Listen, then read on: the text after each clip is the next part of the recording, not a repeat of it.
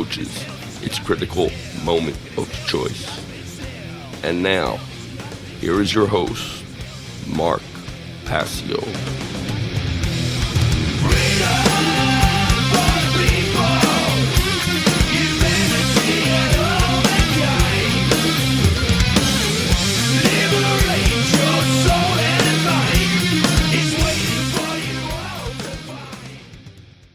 Welcome one and all, you're listening to What on Earth is Happening right here on the Republic Broadcasting Radio Network. I'm your host Mark Passio. My website, whatonearthishappening.com, the network's website, republicbroadcasting.org. Today is Saturday, February 21st, 2015. This show is of course live every Saturday evening from 10 p.m. to 1 a.m. Eastern Time. That's 9 p.m. to midnight Central Time.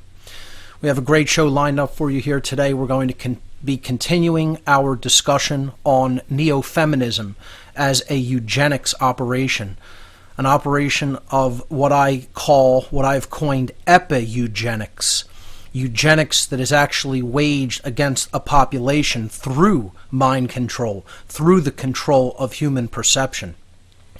We'll be talking about some of the mind control tactics that are specifically targeted toward women in our society, as we've been doing for the past several weeks.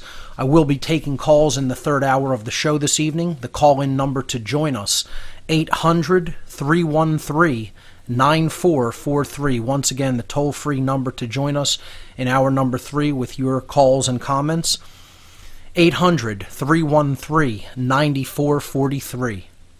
Before we start this evening, I do have a few announcements. Of course, the big conference coming up on the East Coast this year, the Free Your Mind 3 conference, biggest and best conference of its type anywhere really in the world, if you want to be technical about it. I mean, this is a conference that really delves deep into the nature of the problem that humanity is facing. It's a conference on consciousness, mind control, and the occult. Free Your Mind 3 will be taking place April 10th, 11th, and 12th, 2015, just outside of the city limits of Philadelphia at the Sheraton Bucks County Hotel. The Sheraton Bucks County Hotel is at 400 North Oxford Valley Road in Langhorne, Pennsylvania. The speakers confirmed for Free Your Mind 3, Bob Tuskin, Clint Richardson, Curtis the Illuminated One Davis, Dennis McKenna, Derek Brose, the New Jersey Weedman Ed Fortune, Frater X, Freeman, Fritz Springmeyer, Jay Parker, Janice Barcelo, John Bush, John Vibes, Josie the Outlaw Wales, Laura Eisenhower, Lennon Honor, Stuart Swerdlow, Luke Rudkowski, Mark Devlin, myself, Mark Passio, and the anti-media panel. There will also be a panel discussion group with the speakers of the event, and there will be open mic night sessions at the end of each night for approximately 2 hours. An all-weekend pass for the biggest conference of the year, only $150 for all 3 days, Friday, Saturday, and Sunday, April 10th, 11th, and 12th. The speaker schedule has been posted to the conference website at freeyourmindconference.com.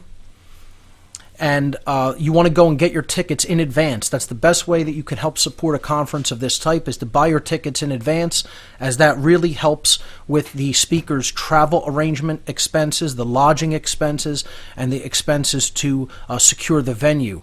And they have a great venue this year and an absolute dynamite lineup of speakers. So I've also been able to tell you that there will be a coupon code that will continue through the end of February. If you enter coupon code Passio into the checkout at freeyourmindconference.com when you order tickets, you can get $15 off for purchases of over $100 or more. And that special code is valid for listeners of What on Earth is Happening only, and it will be running through the end of February. So exactly 1 week from today, at midnight, February 28th, that will end. Okay, so get your tickets now, and with that coupon code Passio, Passio, you can enter that for $15 off your total purchase. So tickets are available now. Don't miss the Free Your Mind conference coming up in April April 10th, 11th, and 12th, 2015. The website, freeyourmindconference.com. So I did finish editing my Second Amendment presentation video that I gave on February 10th in Philadelphia, and it is now online at both the whatonearthishappening.com website and my YouTube channel. You can see it if you go to the news section of the website, the videos section of the website. It's at the bottom of that listing if you go to the videos tab. Or you can click the second item under latest news. It says watch Mark's presentation, The True Meaning and Purpose of the Second Amendment. And I'm really happy with the way this came out. It was a short presentation, especially by my standards. I usually give much longer video presentations, but this one was just over a half an hour. I think it clocked in at about 41 minutes or so. And I think, I did a pretty good job breaking down all the different components of the Second Amendment and then reassembling it on the other side to help people understand what it was really, truly about.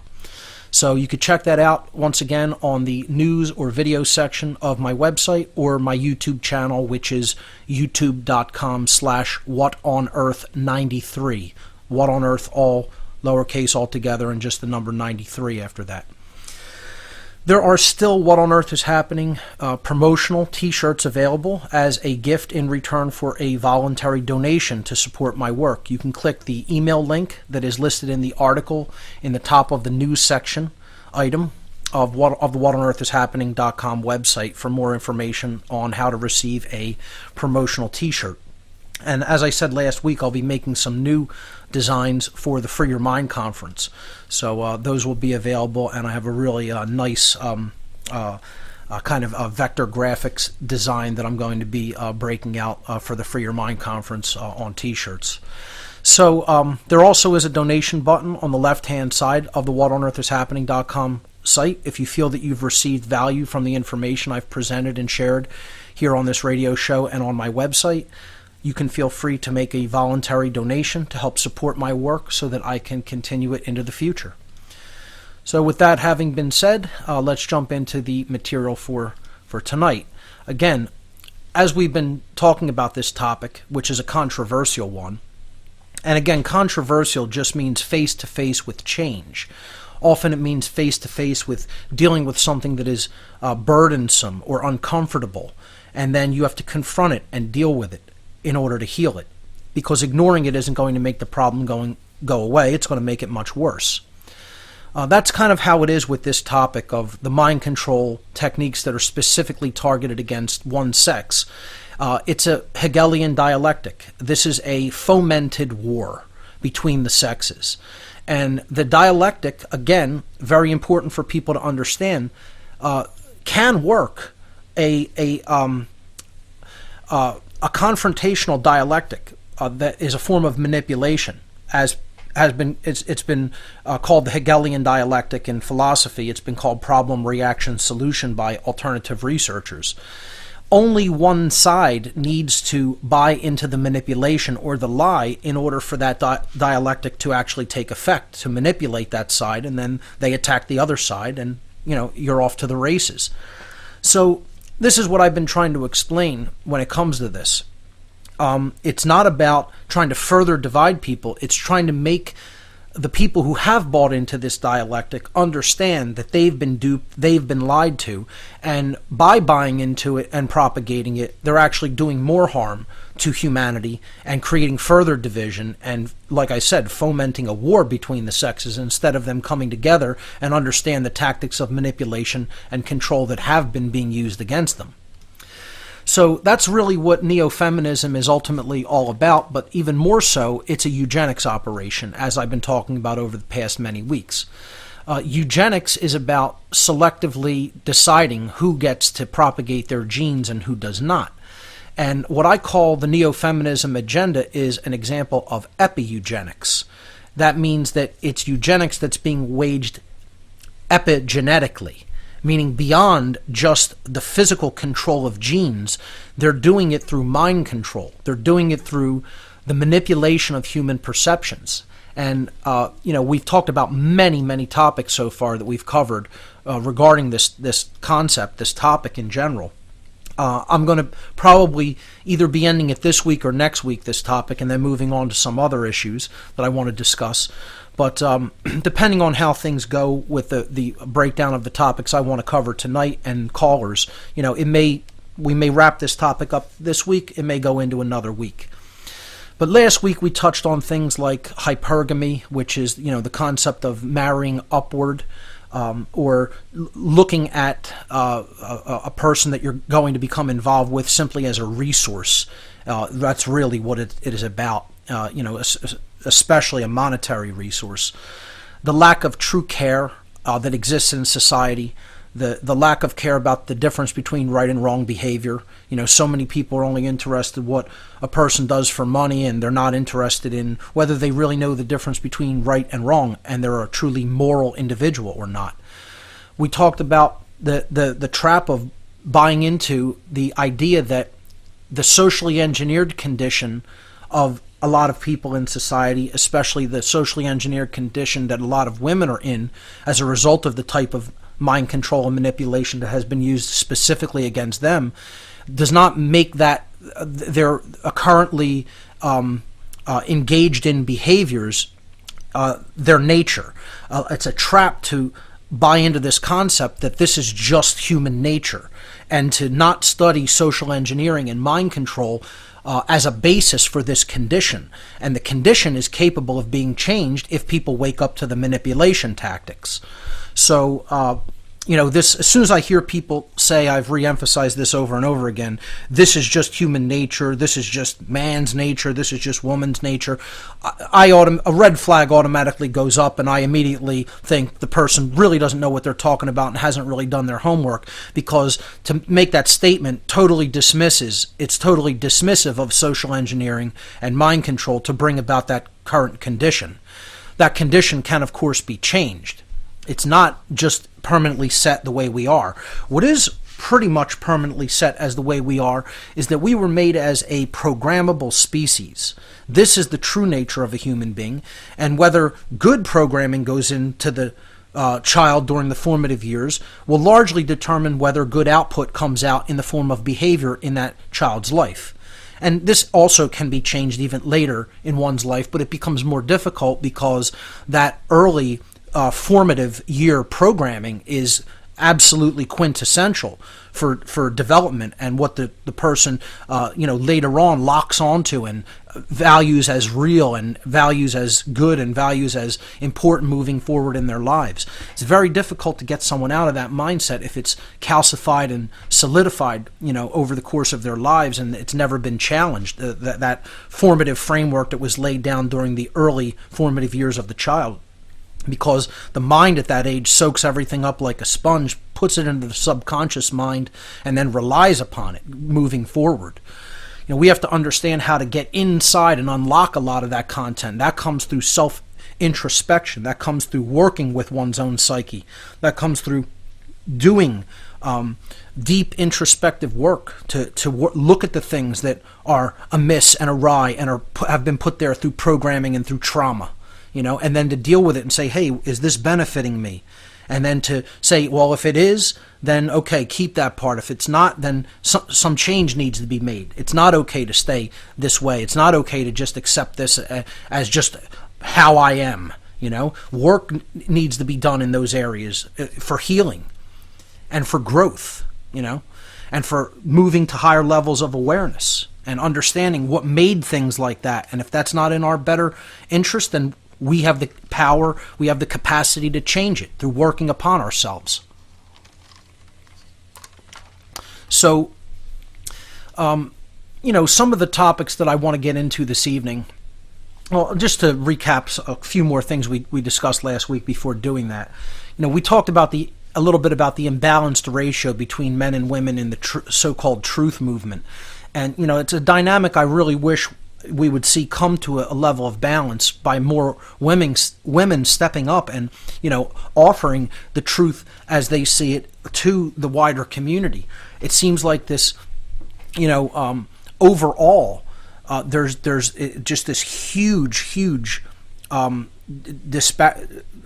disparity between the amount of men who are doing this type of work and the amount of women who are doing it. And I think it has to do with the topic I'm going to start on today, which is that a lot of women in general tend to like statism.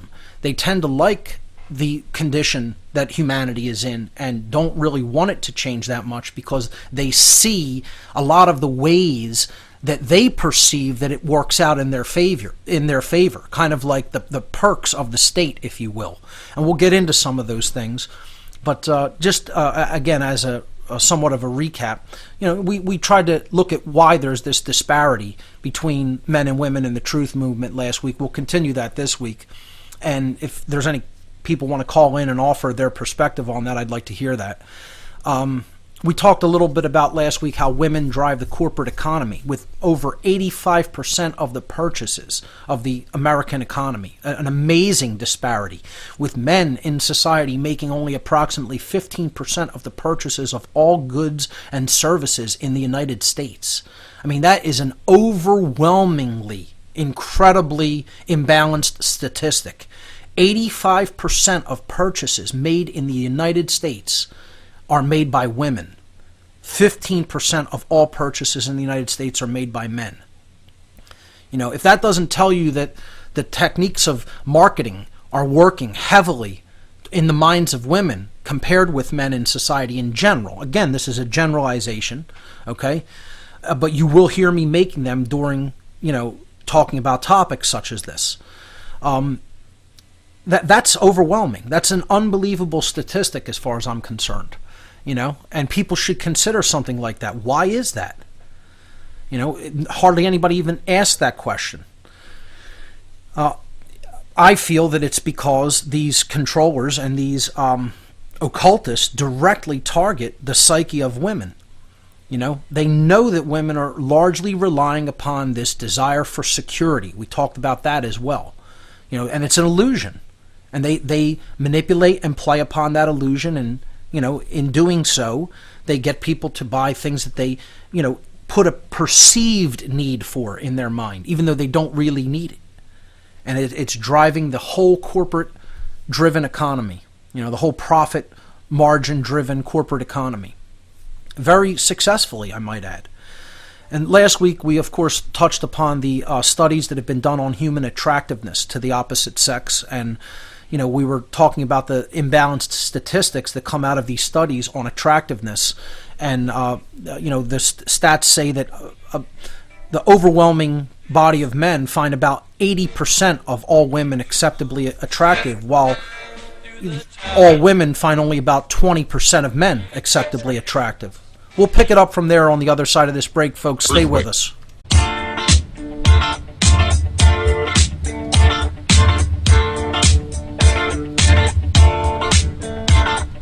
We don't need no education.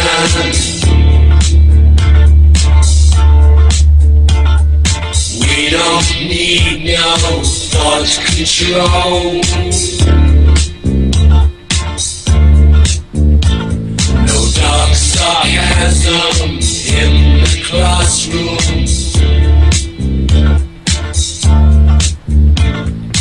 Teacher, leave them kids alone.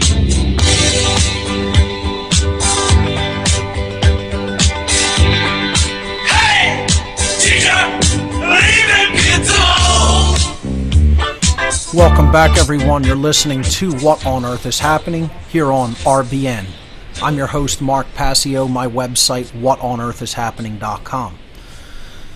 So before the break, I was kind of recapping what we have covered, and specifically some of the topics we covered last week on the Neo-Feminism Agenda as an operation of what I term Epi-Eugenics. We had looked at some attractiveness studies, human attractiveness studies, that show that overwhelmingly men find approximately 80% of women acceptably attractive, while women as a whole in general only find approximately 20% or less of men acceptably attractive. This is an example of what I call the manipulation of human perception to create a a desired outcome on the part of the social engineers by getting women to only look at a certain very narrow slice of males in society as somehow acceptable and that meet their expectations in any way.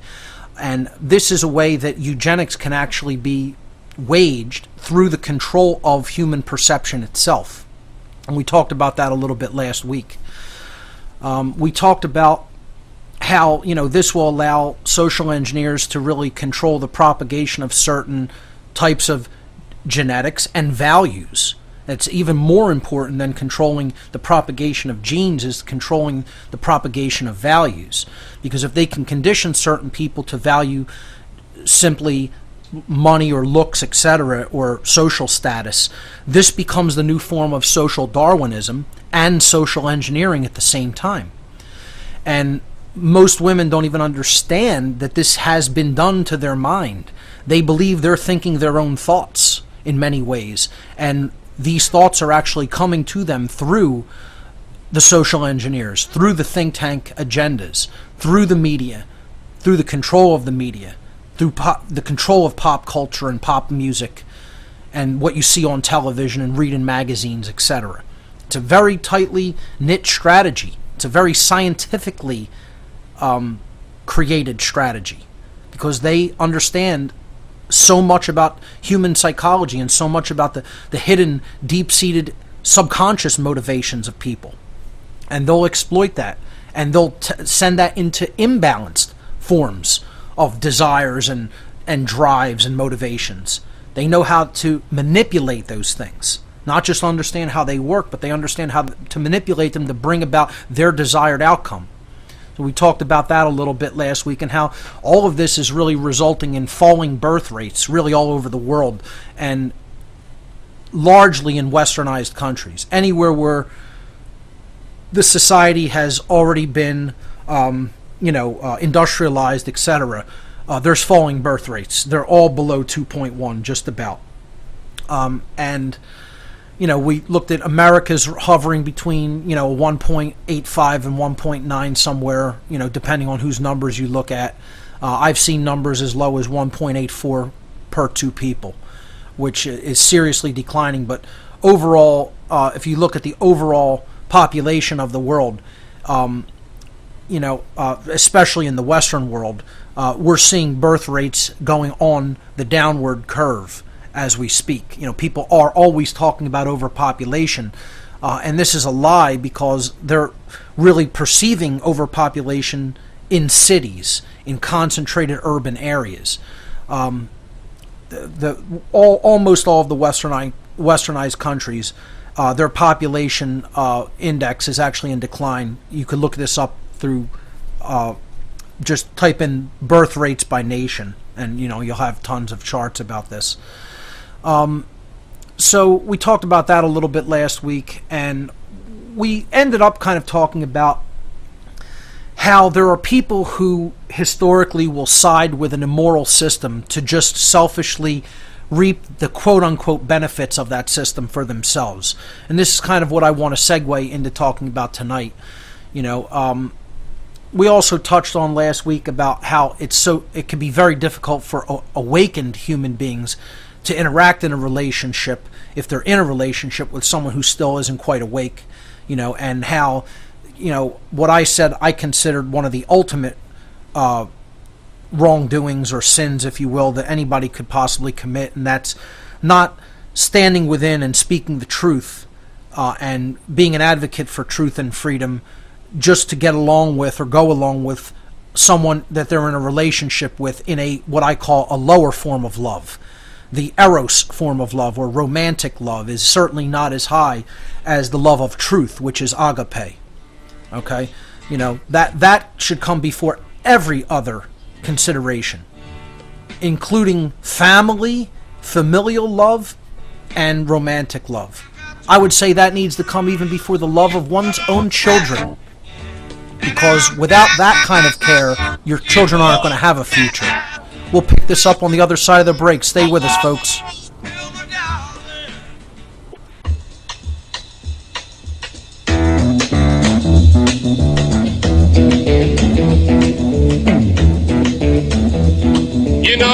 destroys the night.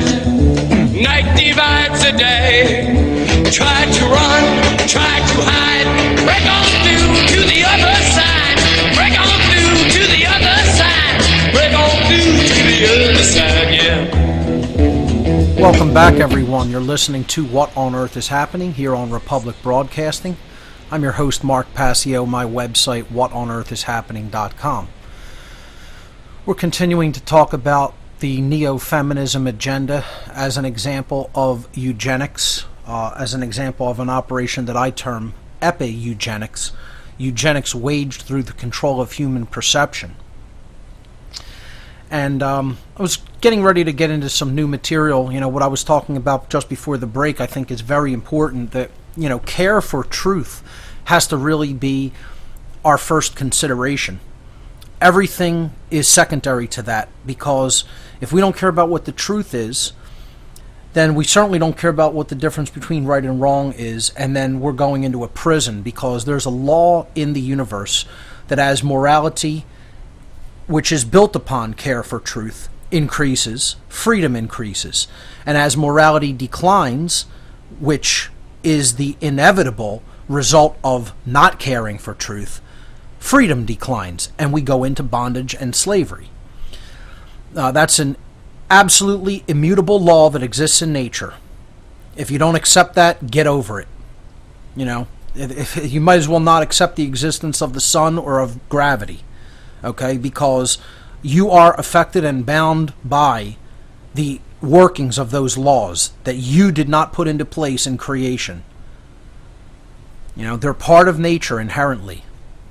And, you know, this society is just basically conditioned into not caring about what's right, not caring about what's true. You know, if we had real morals in society, the first question that would be asked by people encountering each other for the first time wouldn't be about how much money do you make or what do you do for a living. It would be about, are you a true moral being that really knows the difference between right and wrong? How about the first question being, please define a right for me? Maybe the world would be a whole lot better if that was the first question that pops up in conversation. Do you know the definition of a right? You know, it's one of the biggest reasons we're all losing our rights, is because nobody even understands what a right is in our society anymore. That's how dumbed down and selfish people have become. So, the areas I want to take it tonight, the topics I want to touch on, can again seem unrelated. As you know, we talked about in last week's program, I'm going to just cover some different points regarding this, and they could seem unrelated, but when you see them together in the big picture sense, you understand how they are all part of this agenda. And it's an agenda, make no mistake about it, to control human population, and it's a selective breeding agenda. It's control through the human mind of which types of people, which people with particular characteristics and traits they want to be able to breed and propagate those genes, characteristics, and traits. Their value system, most importantly, or their lack of one. You know, that's what they want to try to keep in place. And that's how this whole neo-feminism agenda works, folks. So, you know, tonight I want to talk about how there's a lot of women who have been culturally conditioned, and again, generality statement, a lot of, most, you know, I'm going to use terms like that. It's not a blanket statement. It certainly doesn't mean all. There are many anti-statist women. There are many women who are involved in truth speaking and, you know, involved in the truth movement of propagating real information to people to try to wake them up. But the vast majority of women in our society have been culturally conditioned to desire the state, to want the state. Like I said, this is what this whole agenda is about, is ultimately creating an unholy wedding between the women of our society and the state because of the perceived perks that they receive from the state as Big Daddy.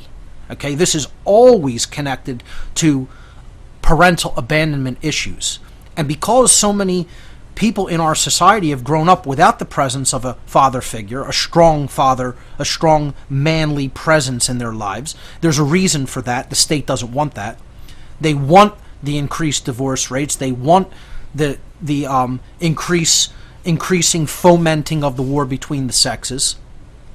Because the less strong men there are in society, the more people depend upon the state and become subservient to it. So this is all happening at a subconscious level through programming. You know, a lot of women have bought into the state as this protective father figure. And again, a lot of it has to do with they themselves don't have a good father figure in their lives. And so they're using the state as proxy for that, as a psychological, subconscious proxy. You got to understand, this is how the psyche that has been affected by some form of trauma starts to work. It looks for something to substitute in there. This is often referred to as a psychological proxy. And in many, many women's lives, the state has become the psychological proxy for the strong father figure that may be absent in their lives. Or they may have a dysfunctional relationship with that father figure in some way. So they're dealing with abandonment issues of some type regarding the father figure. And that is so widespread in our society. It's unbelievably widespread. And, you know, it doesn't have to mean physical abandonment. It can mean estrangement. It can mean psychological and mental abandonment, emotional trauma, interaction with the father figure in many cases. Because many men aren't in touch with their emotional aspects as well as they should be. And therefore, when they have daughters, they don't really understand how to interact with them very well. And then this leads to this estranged condition, even in relationships where the father is physically present. And then you see the females of the society coming over to the side of the state. Of course, it's more complicated than that because there's outward brainwashing in school systems. There's outward brainwashing in the media. There's outward brainwashing in mass entertainment, in magazines, you know, on the nightly news, everywhere. And, you know, what this has ultimately resulted in is the state taking on the role of daddy in many of these women's minds. And it happens the same way for men, too. I mean, they're not exempt from that, from all those psychological processes, and from not understanding how different traumatic circumstances within their lives leads them to want the state as a proxy figure for the strong parent. You know, this is really universally done in both sexes, but it's been very, very successful when it's been employed against women. And then a lot of men want to step into that role because they want to be part of that perception, you know. They want to be part of, the strong masculine figure. He's a member of the state. He's a member of the so-called two-party system, which is really one party called slavery. That's not how it's going to be seen in the mind of the mind-controlled, inauthentic woman. The inauthentic man's going to go and take up his role within that institution of control, you know, because he's going to want to be seen as attractive to the inauthentic woman, this is what we have largely in our society. There's only a handful of real people left, folks. We have the proxies running around. We have the, you know, golems, the husks, you know, the empty avatars, if you will, that have nothing inside. They're the inauthenticated man and woman, the flesh robot, the automaton. You know, and this is propped up everywhere. But it's largely due to these subconscious parental abandonment issues because they're undealt with and unresolved. And these people aren't doing any introspective work upon themselves to understand where these issues lie. As when I talked about cosmic abandonment in that whole series we went through, I talked about my own parental abandonment issues on both sides, mother and father, and how I dealt with it and worked through it.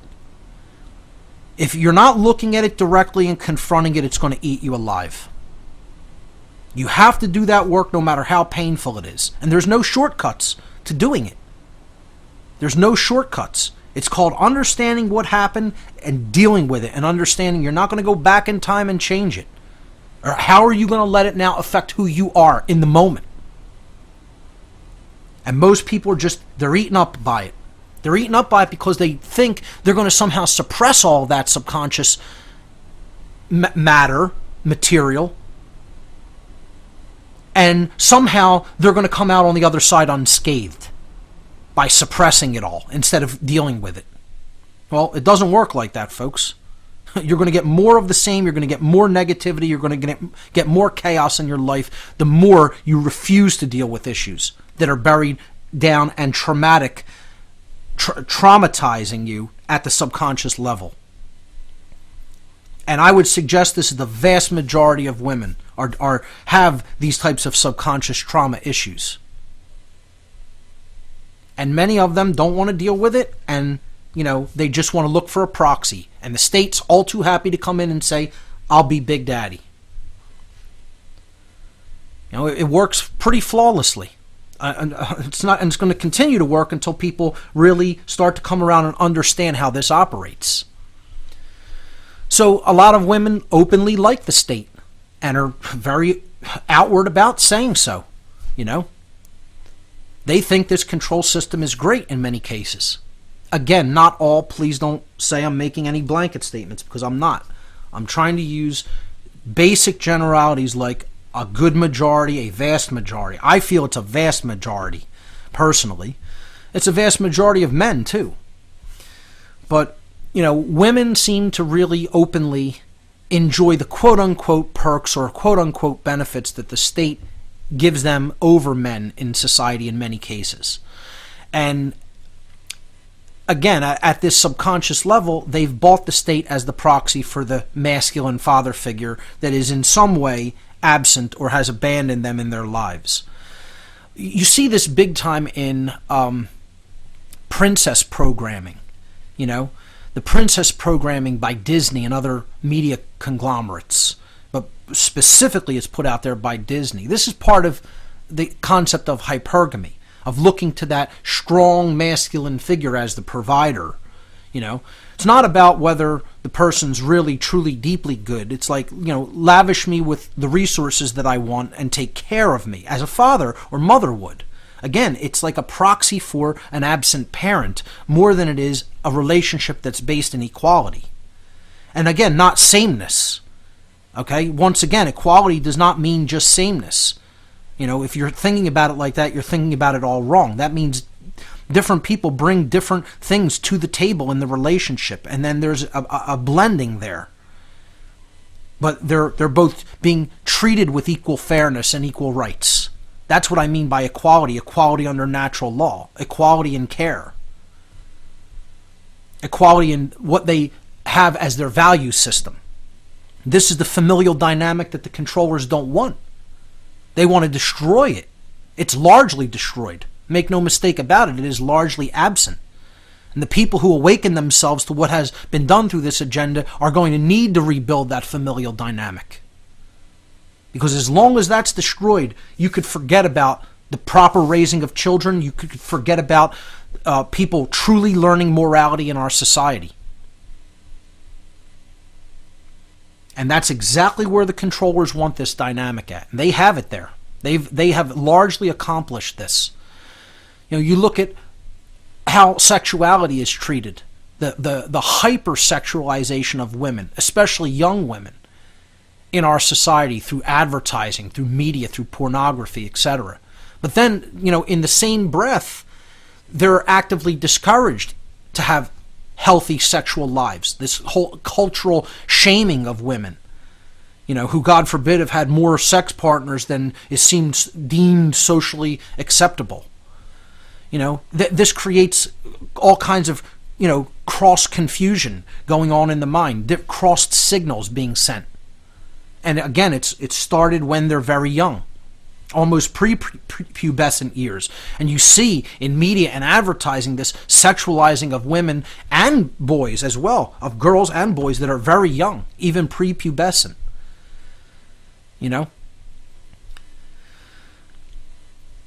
The princess programming is a big part of it, too. I mean, this goes on in movies, this goes on in magazines and television constantly. And again, that's part of this hypergamy concept that is sold to young women. Just using sex as a methodology of manipulation to hold over, males' heads to get what they want is a big part of the hypergamy thing. This idea that, again, the male is to be seen and used as a resource. And again, this happens on both sides of the fence. Don't get me wrong, folks. I mean, men do this too. But I'm saying it's widespread among women. It's encouraged among women by their family members in many cases. I mean, I know this is encouraged within my family and other friends' families that I've spoken to about it. They're very open in saying, yeah, that's how, parents tell their female children to be in many cases. In most cases. Marry up, marry for money, etc. And then you see how this leads to high rates of divorce. And you see that divorces are largely initiated by women, almost entirely, actually. I mean, the numbers back in the early 2000s were that almost 80% of divorces were initiated by women in our society. And that was in the early 2000s. I don't know exactly the number that it stands at, but I guarantee you it's over 80%. Over 80%. And this is all because of this mental programming that goes on. Real world men in our society are not living up to the mental programmed expectations that many women hold in their minds about what a man is. And you know what? Many men are the inauthentic man. They're getting what they have been programmed to get. And women don't see this. They've been conditioned to want these doormats, and then when they're getting these doormats and they're not living up to their expectations as a quote-unquote man in her mind about what she's been told that a man is, then, they don't want to continue in the relationship in many cases. And in many cases, it does become an abusive relationship. A lot of times because of the dynamic of how valued money is about everything else within the relationship. And these are going to be unpopular things for people to hear. I'm trying to explain to you how these mind-controlled dynamics are going to work to create a totally destabilized society so that controllers can come in and easily mop up the remains. And we'll continue on these topics on the other side of this break. Ladies and gentlemen, you're listening to What on Earth is Happening here on Republic Broadcasting. We'll be right back.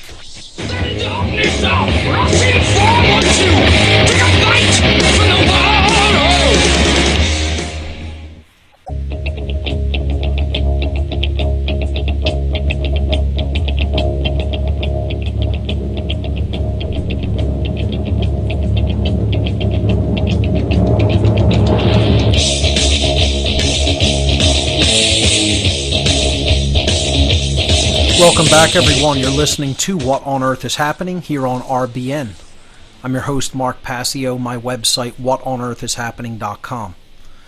We were talking about how a lot of women in society love the immoral system that we have because they perceive the state as a means of security or something that will give them perks or benefits when it comes to,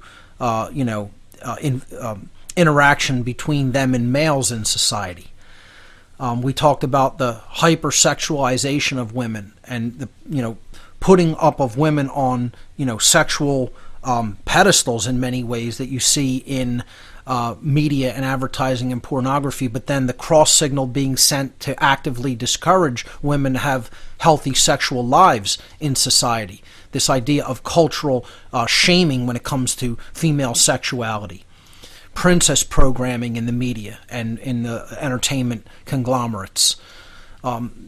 Sex being openly used as a methodology of manipulation and for hypergamy. Divorces being initiated largely by women, over 80% of them, because men aren't living up to the mentally programmed expectations that they have for them. Look at divorce and family courts. Divorce courts and family courts, especially in Western countries, but particularly in the United States, they rule drastically in favor of women in almost every instance. 95% of rulings of divorce courts and family courts are in favor of women in our society. 95%. Now, that's not overwhelmingly skewed, okay? I mean, you're going to tell me that in all of the interactions that happen between men and women, women have the moral high ground in 95% of those instances? You know, I'm not trying to sound sexist when I say that just seems like a very skewed number to me. You know, and most women won't look at that and say, yeah, there's something wrong with that number. That's a skewed number. The state wants this dynamic in place. It wants this tension in place. You don't understand anything that's going to lead to basically a child that's not growing up with a strong male presence in its life. That's what the state wants. Guaranteed. That is what the dark occultists want. I'm telling you, that is part of the entire satanic agenda that we're talking about here. Because without a strong male presence, okay, you're never going to see the kind of masculine energy that it is going to take to resist tyranny in society. That's what all the religion is about. That's what all the whole monetary system is, to suppress that and emasculate the male and make him into a corporate slave in a noose called a tie. Okay? Have all that, any kind of rebellious angst stripped out of him. Let's redirect all that to football. And looking at our tribe, of our team as our identity, our self-identity. I was watching a video the other day. A male child, maybe about 6 years old, literally crying tears, big crocodile tears, streaming down his eyes into his cereal as he's sitting at the table eating a bowl of cereal. Okay? Videotaped. This is being videotaped by his mother. Okay? Who's trying to comfort him instead of telling him what a complete clown he's being. I don't even care if the child was 2 years old. Okay? I would never feed into the kind of delusions that I was seeing in this video. Maybe I'll post it with this podcast. I don't know. But he's crying about the Seahawks' loss in the Super Bowl. I guess the family's from Seattle. And, when he was asked, how are you feeling about their loss? He said, I feel like nothing.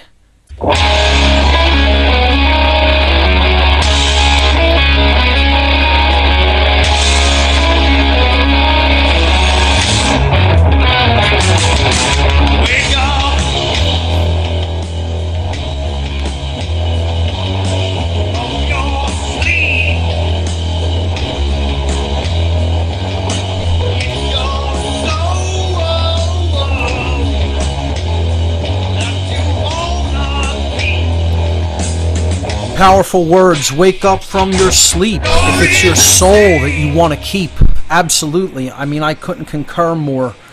That's what's required on the part of humanity, because we are losing our soul. As I was saying in the segment just before this last break, I was looking at a video, a child crying in his bowl of cereal in the morning because the Seahawks lost in the Super Bowl. And his mother's videotaping this and asking, how are you feeling? And he says, as he's weeping uncontrollably, he's saying with this face, with his lips pouted out, like, I feel like nothing. That's how culturally conditioned already at that young of an age, at about 6 years old or whatever he was, okay, that your identity is to be wrapped up in your team, in your tribe. This is how inauthenticated they already have a 6-year-old boy.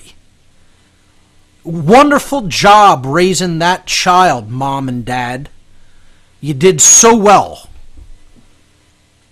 I mean, you got a broken golem probably just like yourselves on your hands, whose entire identity is wrapped up in a football team. And he's saying because they lost, he feels like nothing. He feels nothing. Yeah, he's on the road to greatness in society, let me tell you. But that's the par. That's par for the course, folks. That's the standard that we're dealing with right now. And that's everywhere. Everywhere. And because we're raising children like this, in the aggregate sense, the general population is raising people like this, that's why we're going deeper and deeper into slavery. See, people think making men weak like this or somehow emasculated like this or having all their identity wrapped up in the identity of collectivism, the identity of the state, the identity of the tribe, They think, oh, that's going to somehow only weaken men. No. As men are weakened, the entire social structure is weakened. Cohesion between men and women are weakened, and as a result, women are going to suffer the consequences of that as well. And largely, they're going to suffer the consequences of that through the tyranny of the state. Because there's not going to be any strong male figures to resist that tyranny, that mind control, that brainwashing. Or any of the masculine energy is going to be funneled into the state. And all these mind control zombie flesh robots called police and soldiers, are just going to enact that tyranny out onto the public. And you think women are going to be somehow magically exempt from that? They're going to be the hardest hit people. Bet on it. Just don't take my word for it. Just historically look at what happens to women in a society that has descended into tyranny. They think they're going to receive any protection from this mechanism? Quite the opposite. It's a joke. This whole agenda of neo-feminism is a complete joke, and it's totally anti-woman. It has nothing to do with women, feminine superiority at all. It's the destruction of the female, just as much as it is the destruction of the true male. One other thing I want to bring up when it comes to this dynamic of driving a wedge between men and women. So we talked about a lot of the perks that women see as perks or benefits from the state, why many of them will enjoy its continuation, the continuance of the life of the state in general. But we can see it's operating as a eugenics weapon. The Neo-Feminism Agenda is already in place and operating in the Western world as a eugenics weapon. This is evidenced by the falling birth rates in just about every westernized country. But I think, they're ramping this into higher gear now with the advent of social media over the last many years. Okay? Within the last, less than 10 years, I'd say really within the last 5 or 6 or 7 years, when social media started coming up, you see a very drastically different dynamic between men and women playing out in society. People think social media is actually, they tend to think that it's actually kind of like bringing people closer together by letting them share all this stuff. In reality, I feel that social media has acted as a divide between people, a big divide between people. And then they're coming into like just isolated little pockets of people who just talk to each other, and ignore everything else.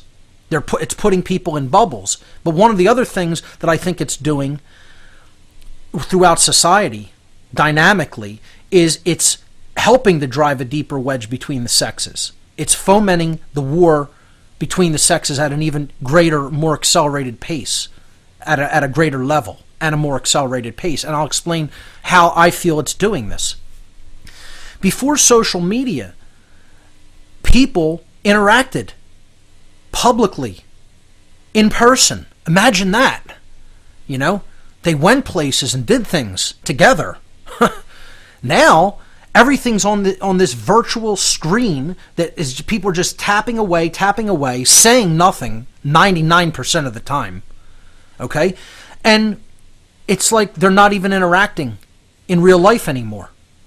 And this has actually really created a very wide split between men and women and how they see social media. And I've brought this up to some men, and I've brought it up to some women as well, and you could see how there's a completely different attitude about this between men and women, and how women like how it functions, and men somewhat like how it functions, but then when they see what it's actually causing socially, they'll seem to agree, yes, there's a point here that this is socially divisive, and they'll go, oh, aha, they might have an aha moment and realize, what you're talking about. But even if women do see the point that you're trying to make, they don't seem to care. They like it the way that it is because, again, it works out like a benefit or a perk in their favor. And there you just have the concept of satanic thinking. When something is being used to socially divide, people don't care whether it works out, whether one group is hurt if it works out in their favor, And this is the concept of the state, too, being seen as somehow good, or that should be there, or that should be present, because as long as something works out in their favor, forget the other person who's harmed by it. Forget the violence that's inherent in that system. I'm not saying there's violence inherent in social media, but there's certainly divisiveness inherent in it. And, when you bring up the way that it's been dividing people through keeping them apart, through, basically women can use these social media and dating sites kind of to just garner more and more attention for themselves. And then, kind of almost like a grocery list or, a shopping line item, have a whole bunch of things to choose from, a whole bunch of men's interests to choose from. Whereas social media does not work out that way in most men's favor. And, this has actually made women even more completely radical when it comes to what they see as somehow acceptive, attractive, etc., appealing. And it's the continuation of the type of princess programming that you see in Hollywood movies through Disney. This concept that somehow men are not there as equals, but they're there as resources to be exploited and to be gone to whenever the need is there. And don't get me wrong, folks, I'm not saying men don't use and look at women as objects in many cases as well. That happens in the same way. What I'm saying is that social media has made it possible for women who previously had to basically interact within society physically and go places and do things, with men if they wanted to, forge some type of a relationship, now has basically removed them from that interaction to a large extent, where they can actually just operate digitally and, somehow, like I said, like some sort of a grocery list or, a shopping item, choose between men that they want, to interact with somehow. And men don't really have that opportunity through social media, or certainly it's not there to any large extent. And when you bring up this dynamic to people, especially young people who are, in dating ages and etc., or looking for relationship ages, they will both agree that dynamic is present, but you'll only ever hear men say, yeah, that's true and it's kind of messed up. Women will say, yeah, that's true, so what? You'll hear that kind of an attitude. I just suggest that people kind of bring up this in casual conversation and ask people what they think about it. I just see it as a huge divisive thing that really most people haven't even kind of considered or really deeply thought about at any kind of a level. Now, are these things planned like that, or do they just work out? I would say this could be part of this overwhelming agenda, in addition to basically collecting everybody's data and being able to work up psychological profiles on people. This is what they're using it for, to continue to drive the wedge between the genuine interaction between men and women in society, which form higher levels of dynamic cohesion between men and women, and get them operating on the same page and looking at the same types of things and developing higher level values and care for what's really going on. That, again, that familial dynamic, that looking out for each other dynamic. And it's become all about, how can I use the opposite sex as a resource? Again, what do I get out of it? Satanic thinking. Satanic thinking. So that's something I just wanted to mention, that whole idea of social media's role in dividing men and women in the modern world. All of this really comes down to what we're seeing throughout our society is a lack of just genuine care between men and women. You're seeing them just see each other as the enemy more and more and more and more. And that's what they want. They want any way that they can divide and conquer people. You could talk about religion as a divide and conquer strategy, class, social status and income, etc., age, race, ethnicity, etc., nationalism. But, people often don't look at the biggest one that's staring people in the face, gender. It's the biggest divide and conquer strategy of all, especially with how this Neo-Feminism agenda is being used in the modern world. I think there's a genuine lack of care between men and women, and there's a rising genuine lack of intimacy between men and women. We could talk about destroyed sexuality in society, destroyed sex drives, through the long oppressive hours of work that people go through. And then they don't want to interact with any level of intimacy with their partner. How about media destroying the sex drive? Pornography destroying the sex drive? The whole idea of pop culture, and the brainwashing that goes on through mass entertainment, painting, this hard to reach ideal. This is what the perfect woman's body should look like. This is what the perfect man's body should look like. Has nothing to do with genuine interaction between the people. It's all superficial. It's all on the surface. It's all what can I get out of it? Satanic thinking. How about the destruction of healthy sexuality and sex drives through just what's in the food, through what's in the water, through all the chemicals we're bombarded with on a daily basis, in cleaning products and, products that we use every day around the home in the bathroom. All the whole chemical society, the chemical-laden society. How about all the spraying they're doing on us? What's the result of when soft metals enter the bloodstream and get into the central nervous system? You don't think that could have an effect on human sexuality and intimacy in general? And again, then that acts as a methodology of eugenics, of controlling population growth. How about radionics and electromagnetic fields? All the waves that we're constantly bombarded with on a daily basis everywhere. If they could, they would destroy sex entirely, folks. Like the concept in Brave New World. They want open eugenics like that. They just know that if people saw that type of thing being waged, like what Huxley put out in Brave New World, that there'd be lashback against it. So they're not doing it in that straight eugenics type of methodology. They're doing it epigenetically. And you're going to see whole characteristics, whole value systems bred out of humanity this way. Until we awaken to what's going on, folks. It's a very, very elaborate strategy. It's something that only 1 in a million people are going to deeply comprehend and understand how this is being conducted. I don't even expect most of the listenership to really understand this entire tapestry. And again, I've only been following a loose outline. When I really deeply formulate this into a cohesive presentation, maybe I'll make a formal seminar regarding this entire topic. And I'll call it Epi-Eugenics, the Neo-Feminism Agenda.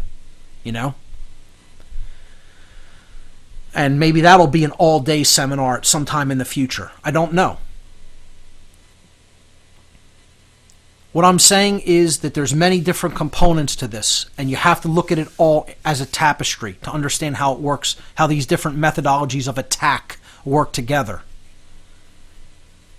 So many ways they're destroying sexuality and intimacy. I mean, you just look at what's going on in Japan right now, folks. I mean, I don't know how many people are aware of this, but I've read many articles about that there is an actual crisis. They're calling it openly an intimacy crisis in the country of Japan right now. Surveys conducted in around 2011 and 12 are finding that over 60% of men and 40% of women, 50%, 60% of men and 50% of women between the ages of 18 and 34 who were single at the time that they were polled, that these surveys were conducted, were not interested in any kind of a relationship with the opposite sex. Were not involved in and did not want any kind of relationship with the opposite sex. Now, do you think that that's normal behavior for men and women in a modern society? I mean, I just don't see that as normal behavior. Those numbers are so skewed. That is some type of mind control agenda at work. And they actually call this the Japanese intimacy crisis. I mean, if you just type that term into a search engine, you will get articles on it. I mean, I see that crisis as coming to the United States, or already underway in the United States, probably just at lesser percentages right now. And this is what they want. They want a rise in the divide between men and women in our culture. They have it. They have it going. And until we awaken to their methodologies of control, it's not going to change for the better. I want to touch on a few more points in this hour coming up, and then we'll go to your calls in the third hour of the show. Stay with us, everyone. You're listening to What on Earth is Happening. We'll be right back.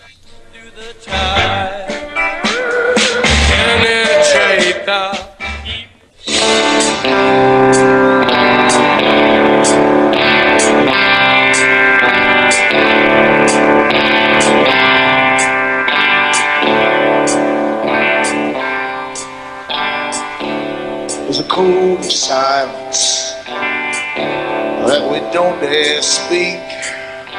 There's a wall between us and a river so deep. We keep pretending that there's nothing wrong.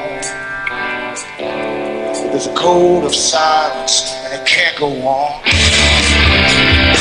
Welcome back, everyone. You're listening to What on Earth is Happening here on Republic Broadcasting. I'm your host, Mark Passio. My website, whatonearthishappening.com. So, before the break, I was talking about this crisis in intimacy that you see happening in the Far East in Japan, and how many young people want nothing to do with the opposite sex anymore. And that's just absolutely non-natural.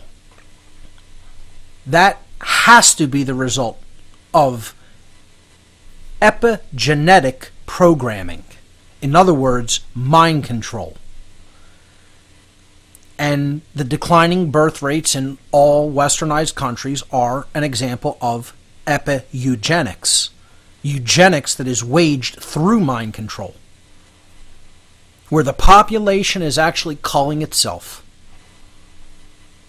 And those figures, I guarantee you, the figures that I talked about regarding the Japanese intimacy crisis, 60% of men and 50% of women not interested in any kind of romantic relationship in Japan between ages 18 to 34. Those figures are coming to the United States and other Western countries. I guarantee it. Unless we wake up to this manipulation that's being conducted against us, to weaken us, to divide us, and to conquer us. Another thing you see in society that I feel is a disturbing trend is the rise of asexualism.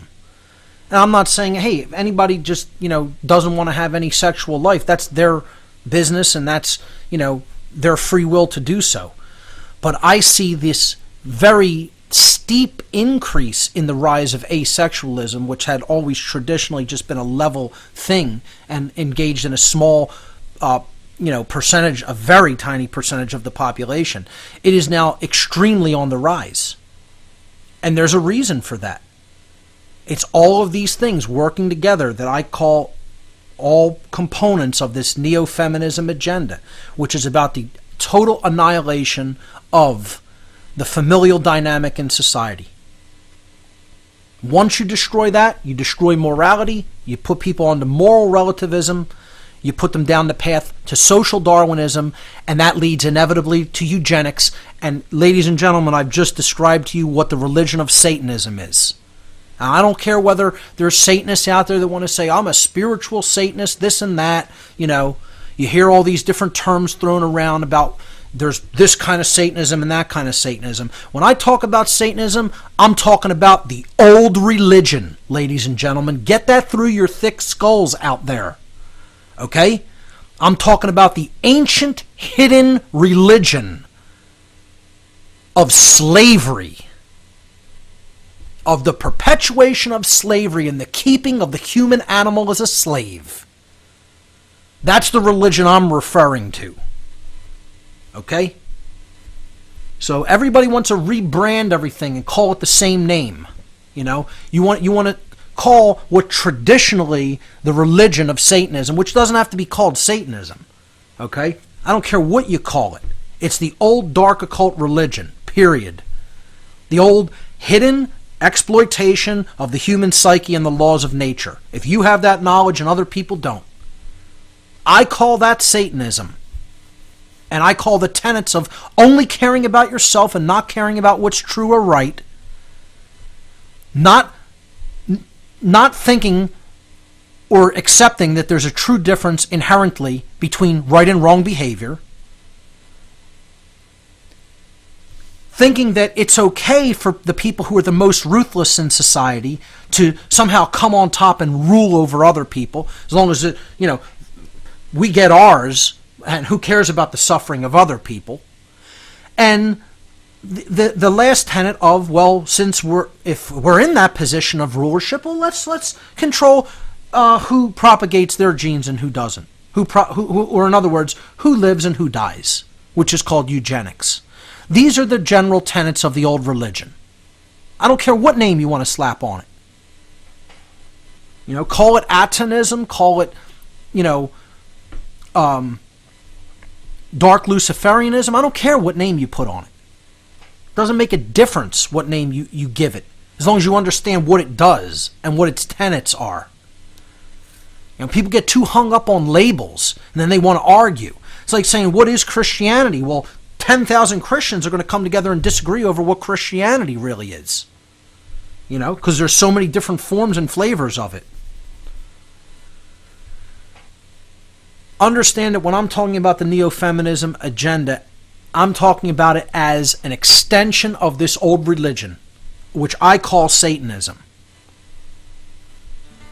It is a satanic agenda without any question in my mind. And radical forms of it are coming up that are just openly espousing misandry in our society, the radical hatred of men. We'll pick up that thought on the other side of the break, folks. Stay with us.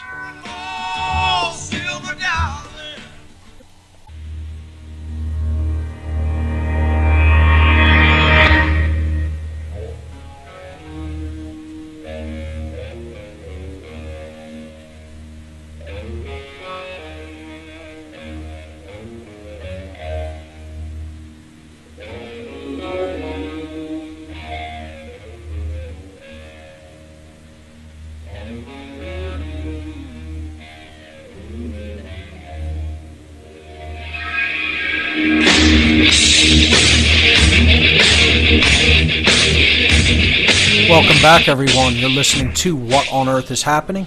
I'm your host, Mark Passio. My website, whatonearthishappening.com. So before the break in the last segment, we were covering different aspects of the intimacy crises that are going on all around the world.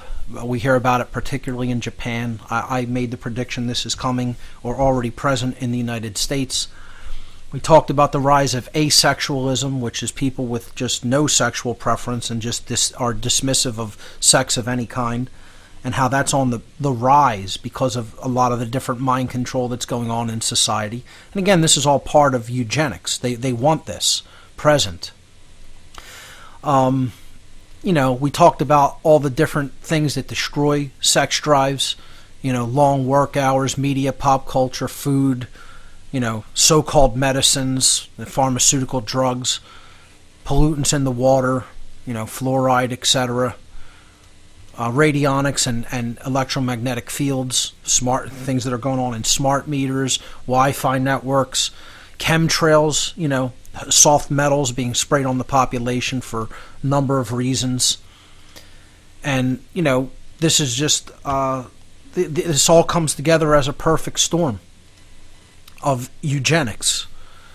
And people can't see how it all fits together, how it's all working together.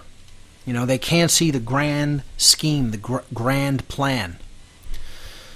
I was talking about before the break hit is the rise of radical feminism. This idea that, men should just die. We should deliberately control the ability of men to breed, as if this hasn't already been done epi-eugenically throughout our society, where genetics studies show that already about 80% of the genetics is coming from women's lineages as opposed from men's DNA, which shows that most women only breed with approximately 20% of males in society, about a fifth.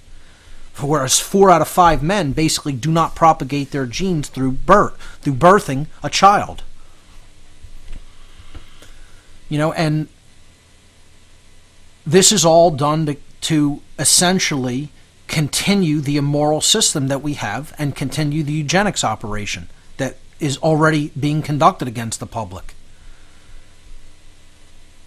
This whole idea of women are largely being responsible for the continuation of this immoral culture by who they are choosing to continue to breed with.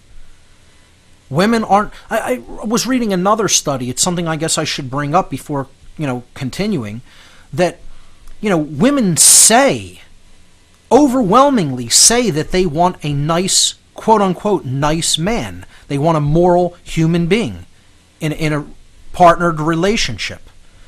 But overwhelmingly, the same studies that have been conducted about what women say they want prove that then they go and do something completely different to that in their actual actions and their behavior. And then they get together with a guy who doesn't have any of those characteristics that they say that they want. Which again, there's cross signals. You have one idea that is planted there, more likely than not by the familial dynamic of their family members telling them you should go and get a, quote, nice guy that will, quote, take care of you, okay? But then they're looking at what are the pressures of society. What is society saying is acceptable? Looking at all these different factors that they hear about in the mainstream, media and culture and entertainment, etc. And then they go out and pick probably the most immoral, the most ruthless, the one that will accept the chains of the state the most, just to get over on somebody else and make as much money as he can, regardless of what industry he has to go into or how immoral the profession that he has to go into is, just to be considered attractive or desirable by the inauthentic female in our culture. See, it's a feedback loop. The inauthentic female desires the inauthentic male, so more men step into the role of being the inauthentic male. And this is why women have a huge, huge say in the outcome of humanity. Probably more so than men do. Because they get to decide what's the next generation going to be like. Am I going to hold a value system within me that is genuine and true and real and is based on truth and freedom? Or am I going to hold a value system that's all about money and gain and ultimately Satanism? Because that's where we have it right now, folks. Most people are Satanists. I don't care who that offends. The vast bulk of the human population are satanic in their mindset. And therein lies the problem of this entire culture and why we're going into bondage. Because we only care about ourselves. We don't care about what's going on in a wider sense. You want to know what Satanism is? I keep telling people, it's waking up every day and never considering anybody but yourself. You think about your own crap. You think about your own situation. You think about what you have to do to be more comfortable that day or the next day or the day after that. You don't care about justice in the world. You don't care about rights, human rights. You don't care what's going on globally. You don't consider the state as slavery. You don't want real freedom. You don't want to know anything about that, because that involves deep learning. That involves true care. That involves real introspection and changing your own mind, changing your own thoughts, which is the solution. Which is why things like this have to be talked about, because they're toxic and poisonous. People are being turned into toxic, poisonous people that don't care about real values.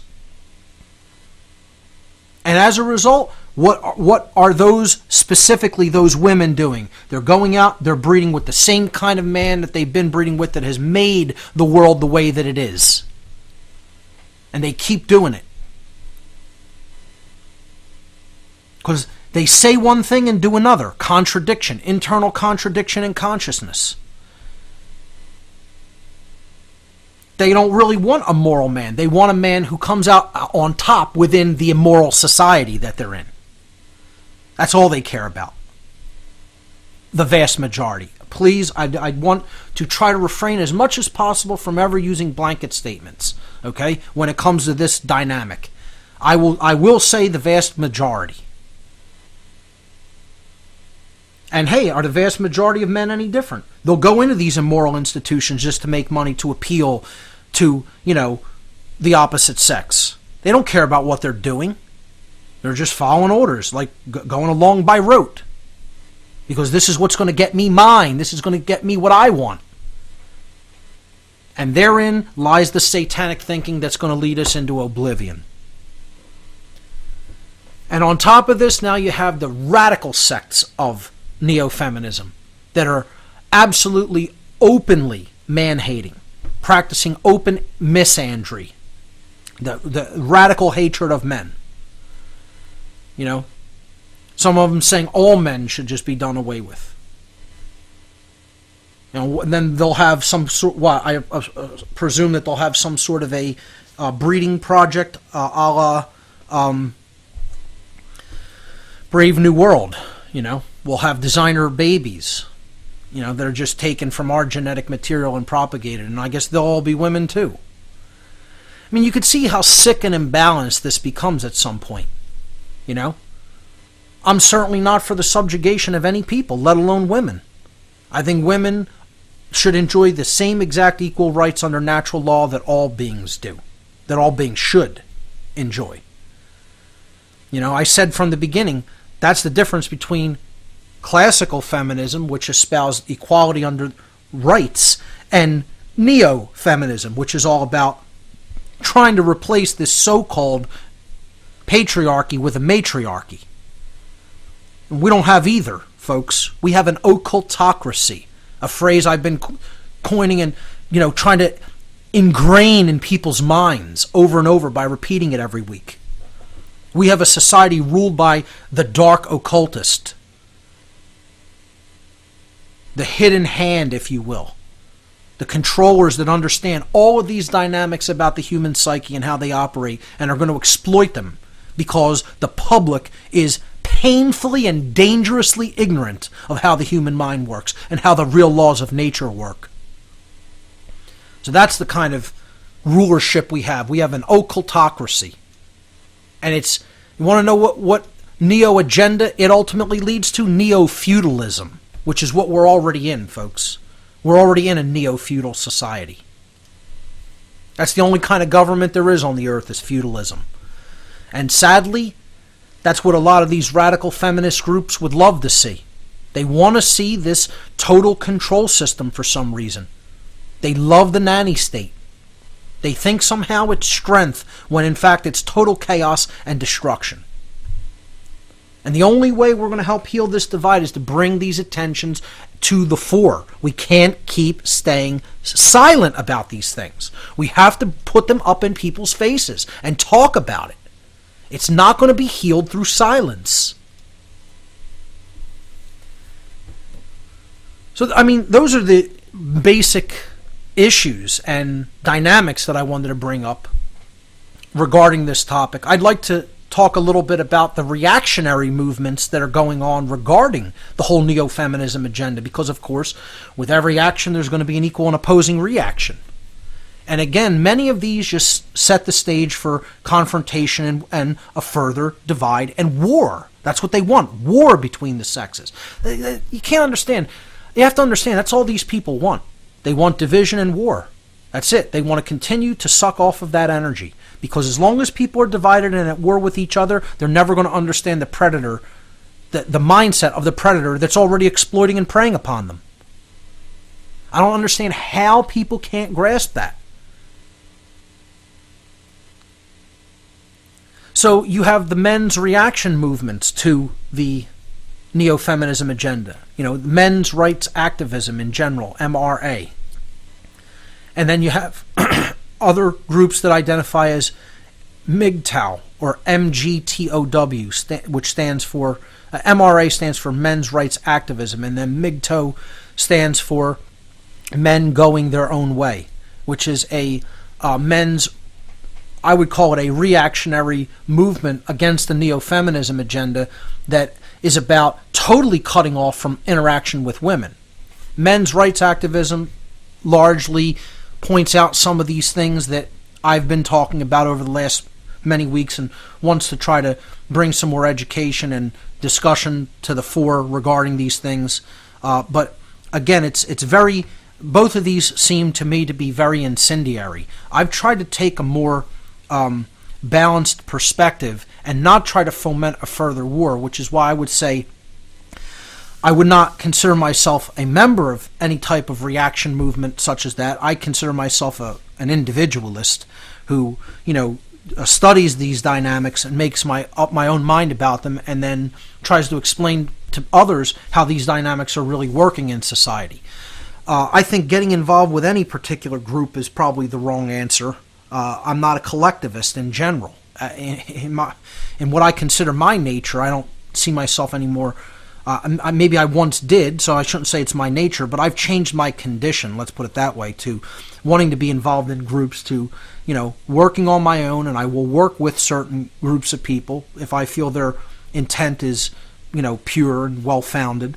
But I just, you know, don't consider myself a group joiner anymore. I think I learned my lesson on why it's probably a bad idea to get involved in group dynamics, period. Okay? So, you know, you can look at some of these movements and you do see some misogynistic tendencies or outright misogyny within them in some cases. And that's because you're going to get radical people involved in this because it's such a controversial and hot-tempered topic to begin with in most people's minds. So I don't look at that as reflective of any of these entire movements. You know, you have to look at that and say, well, there's going to be extremists in just about anything, and you need to realize they're a small percentage of it. There are many valid points that are brought up within these reaction movements, you know, one of the solutions that they bring up, which I don't really think is a solution, is the idea of just completely separating from interaction with women. I think that's going to largely, I understand it as a defensive mechanism. I can understand it. Hey, if they perceive they're being traumatized by this agenda, they're going to say, let me shut down and not have any interaction. But is that really the solution? I can understand why that is proposed as a solution, but are you really changing anything as a result of doing that? That means you're not going to be interacting with any of these people. They're still going to be under the influences that they have been, all the pressures of mind control and cultural engineering and social engineering, okay? And they're going to still be outputting that same behavior because you're not really doing anything to change it. You're just going into a shell, you know? So this is the idea of the sexodus. You know, many articles have been written on this. Maybe I'll post some links to some of them. I think There was a good two-part series by, I think it was an InfoWars reporter, I think it was Paul Joseph Watson. I'm not 100% certain, so don't hold me to that, but I'll look up some good articles on this concept of the sexodus, the dropping out of society by the American male, and really the male everywhere throughout the world, because they see that modern females have become so, I guess, mentally weakened in their in these different forms of social engineering that have been done to them, but many of them don't even understand that it's been done through social engineering. Again, where a lot of these groups fall into is that this is just the nature of women, which I see as the greatest danger within those movements. Okay, you could hear some of the gripes from some of these movements and accept those gripes as valid. Okay, because they're seeing the symptoms, as I've explained a lot of the symptoms. Okay, but the proposed solution is to just go into defense mechanism mode and not interact. That I see I understand it as a short-term defense mechanism, but long-term, I would say that's going to lead to more problems, because what you're doing is you're just going to allow the social engineering to take its course without any resistance. Men are, if they're awake, are going to have to bring knowledge of how this agenda is a eugenics agenda to the table and confront women with that who have fallen into it. You can't do that if you just drop out of society, folks. We'll pick this dynamic up on the other side of the break, and then we'll be taking your calls in hour number 3. Ladies and gentlemen, you're listening to What on Earth is Happening. We'll be right back.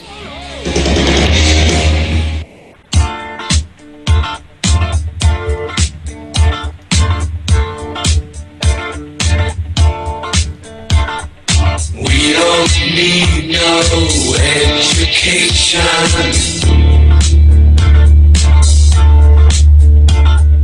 We don't need no thought control. No dark sarcasm in the classroom.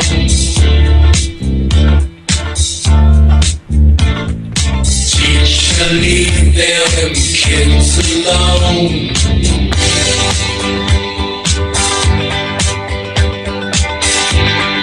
Hey!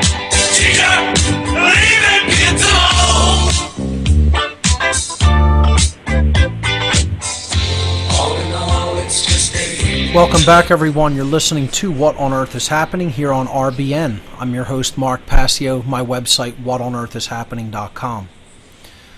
So I'm kind of wrapping up the Neo-Feminism Agenda topic, and maybe I will continue this next week. Maybe I'll do an all-call-in show next week on this to let people air their comments or questions or concerns.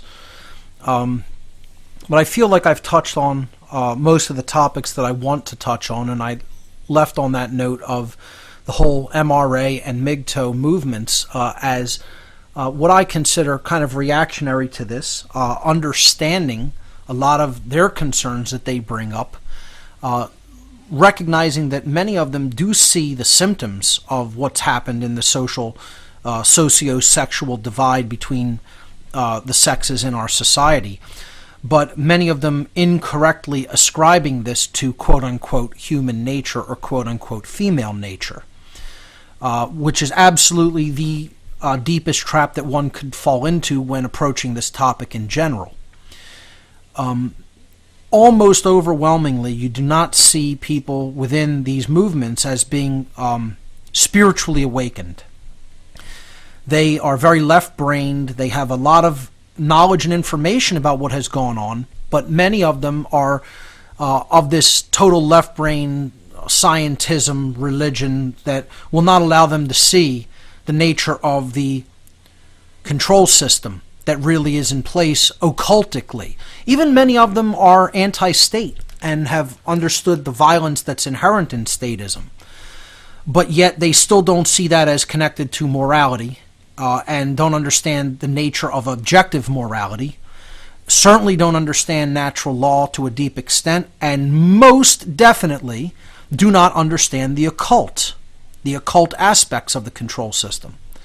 And that's the number one thing. If you go back to my Streetwise Spirituality seminar, which I wish a lot of people within these type of movements would look at, the very first characteristic of being truly spiritually awakened that I listed in that seminar, Streetwise Spirituality, was knowing about the occult and understanding that it has both dark and light sides to it. That was the number one criteria for being truly spiritually awake. Out of all the other possible things that it means to be enlightened or awakened, that was what I listed as number one, as the most important characteristic. And everywhere I look, it always comes back to that one dynamic, ladies and gentlemen. Always. The people who are deeply awake, who are truly awake, understand the occult. I'm not saying they have to be practicing occultists, okay? Hear what I'm saying, not what you want to hear in what I'm saying. I'm saying they know of the existence of occultism. They know what it is. They know how it's used. That's the difference between the people who are truly awake and the people who think that they're awake. So I just want to wrap up a few things about this on the other side of the break, and then we're going to be going to your calls. Toll-free number to join us, 800-313-9443. We'll be right back, folks. Don't go anywhere.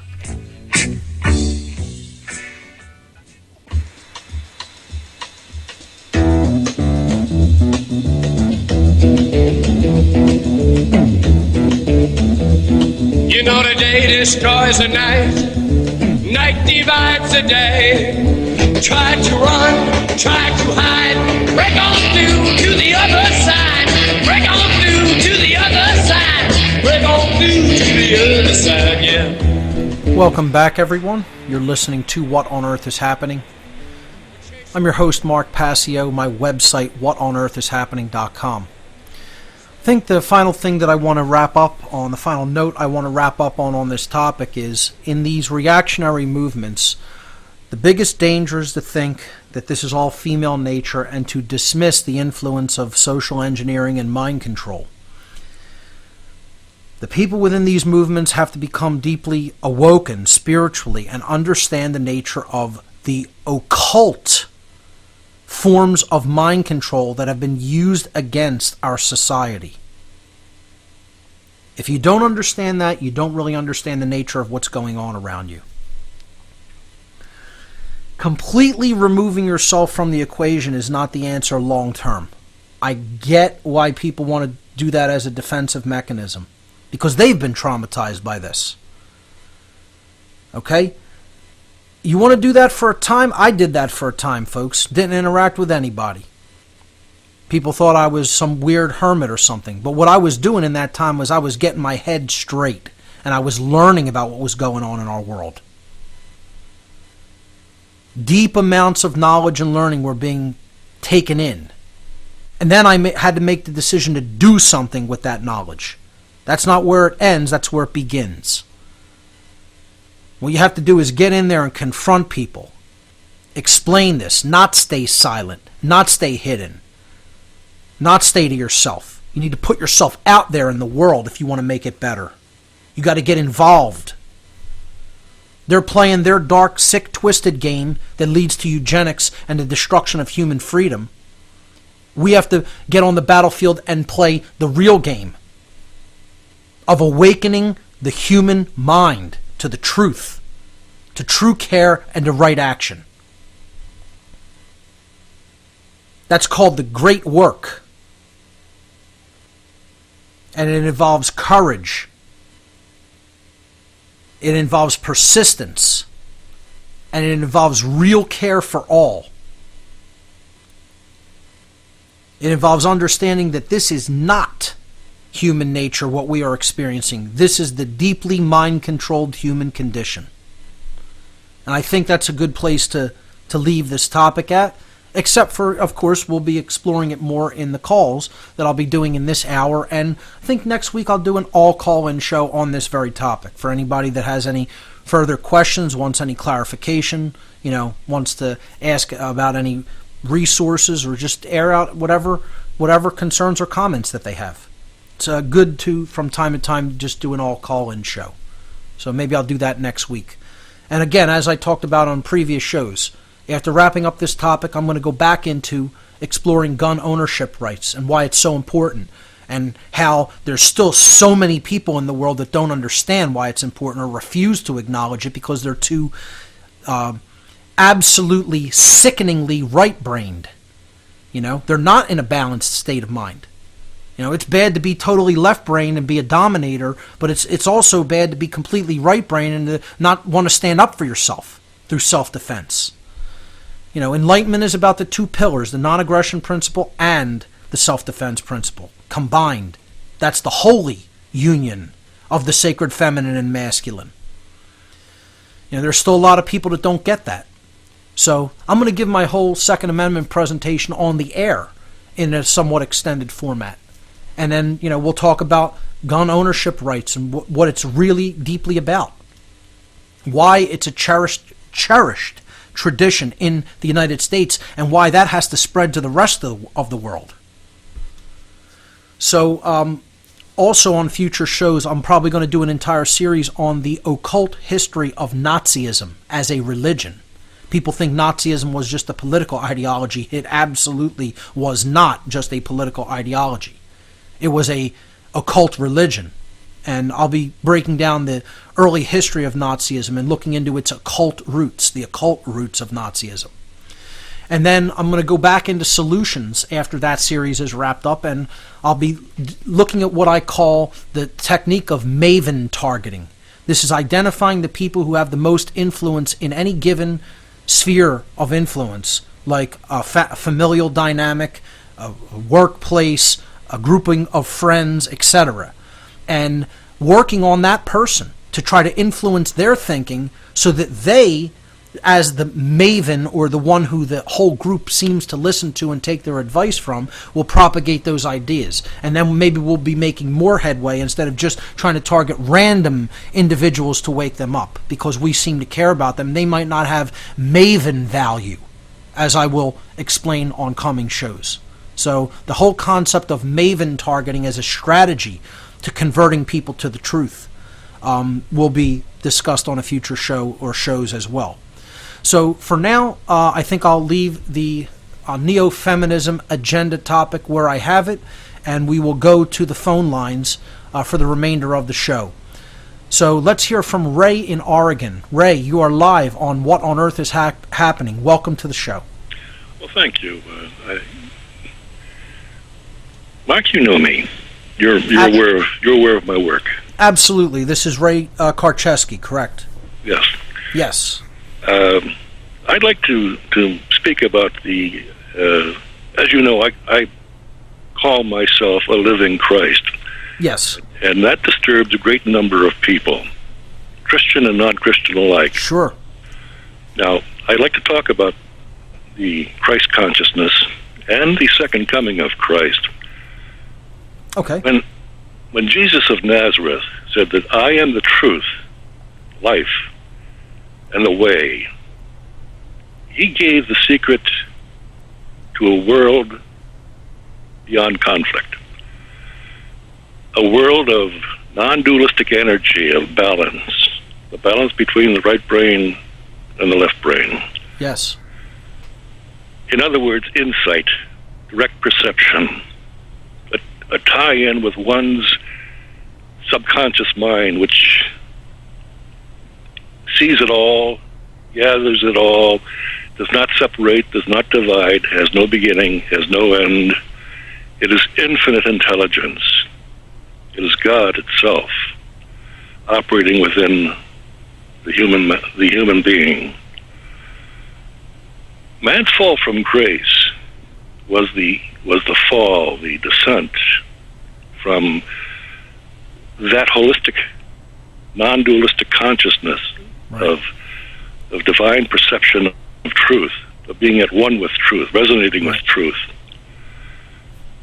You and I, you have a different approach than I do, but you and I resonate at that level of truth that is unmistakable.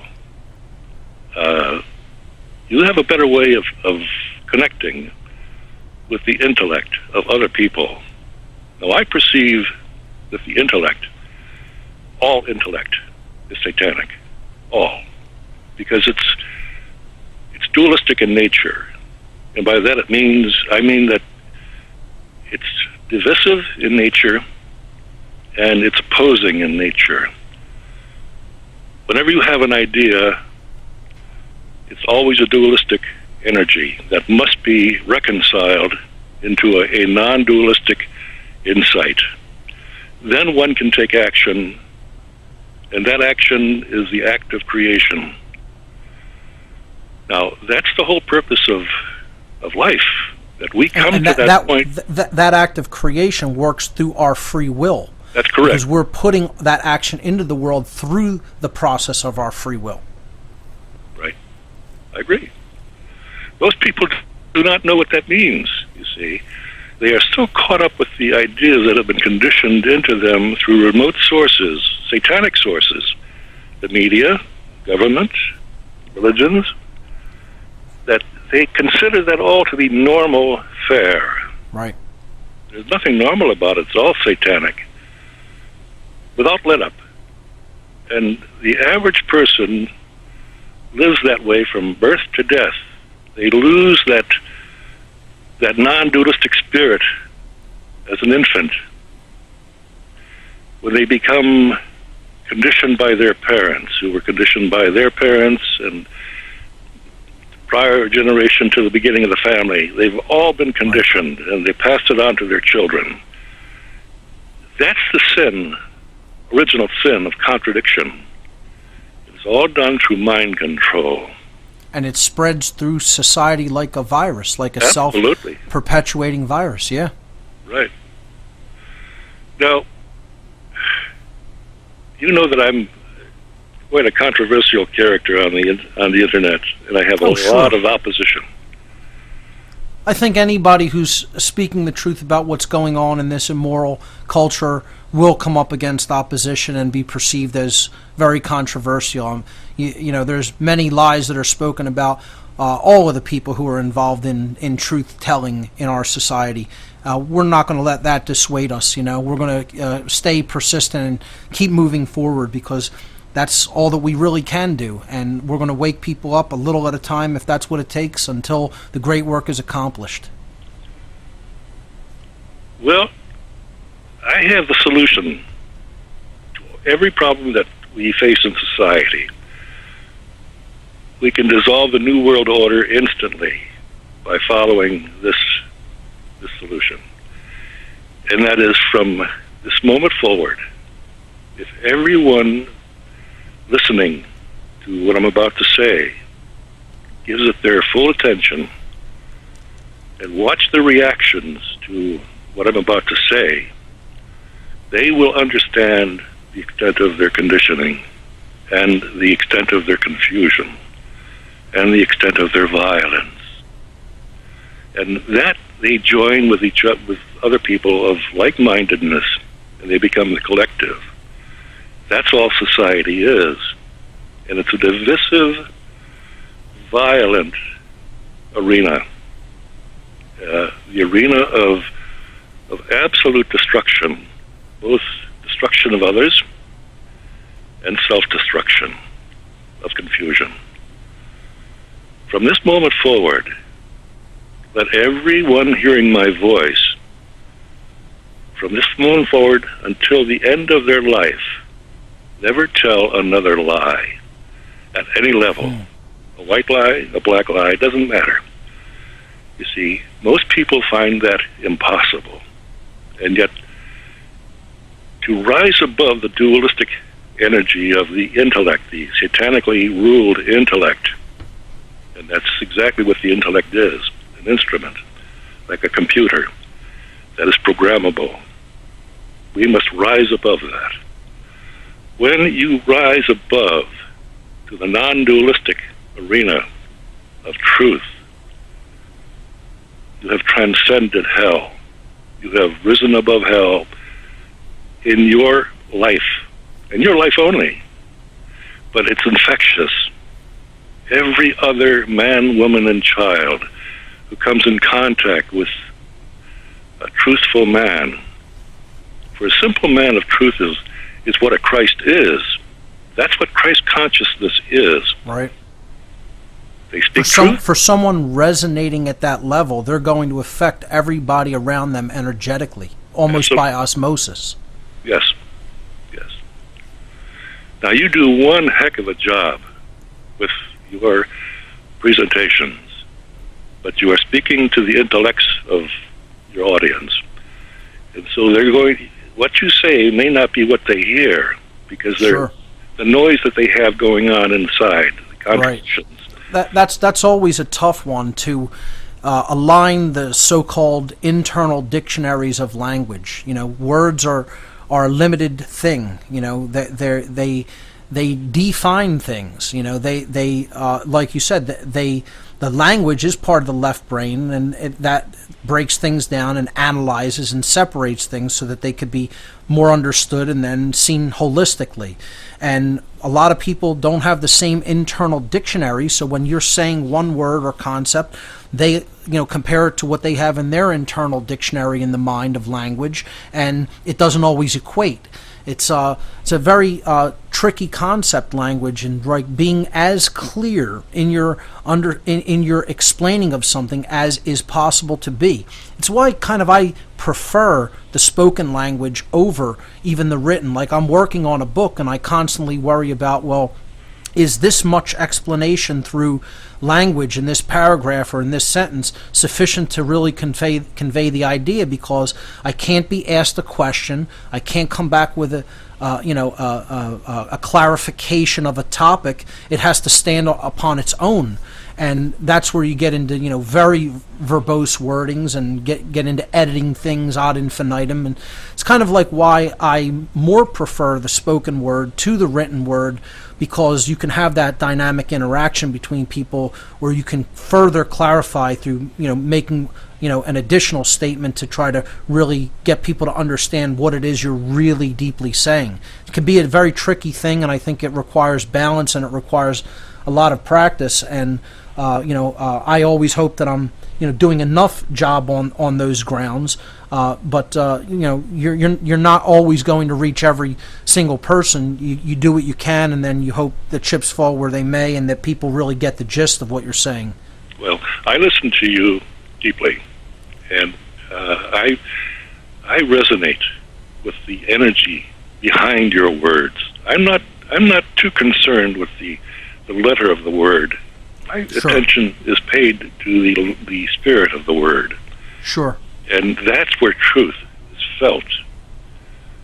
I couldn't agree more. I mean, I think that's a really profound insight there for people to listen to, because people in the past have asked me, well, who do we listen to? Whose information is good? Who do you pay attention to? And I try to explain to them it's about an eclectic gathering of knowledge and information, and you have to ultimately feel. Do you resonate with the spirit of that individual? Do you think he's telling you the truth as he or she understands it? Do you think they are giving you the truth as they grasp it, as they currently understand it? Or do you think there's an agenda behind it? And I just think if you pay attention to somebody's work for a long enough time, you will get the essence of the heart of that person. I followed your work for a long time, over approximately a decade ago, almost a decade ago, I guess you could say, and it really helped me to put a lot of things together. And it's like you just eventually, by listening to somebody, by gathering in their work and taking it in, you get the sense for that person's mind and heart. It's like you have to listen to enough of it too. So I think that's a big part of discernment. It's a big part. That's the intuitive right brain side of things. That's right. Where the intellect isn't really present. That's heart-based intelligence. That's the right brained side of things. And I think that's so important for people to be able to do, and not just go along with the analytical approach. I'm not saying that isn't important. I think that's important as well. I tend to look at the intellect as part of the intelligence process, but the intuition and nurturing of the right brain and the heart have to be brought into the equation to balance it. I would say intellect without that sacred feminine perspective is satanic thinking, Right. is Okay. pure dualism. Fair enough. I mean, that's where I would just slightly differ. But your insight about how to feel somebody's information and feel their energy is very, very, very profoundly valid. And I think more people should take that into consideration when listening to information from any teacher, so called. Yeah. You mentioned the word insight. Now, insight is direct perception. That's at 1 minute with truth. It cuts through all the garbage. Ray, we're coming up to a break. Hold on right there. Folks, we'll be back after these words.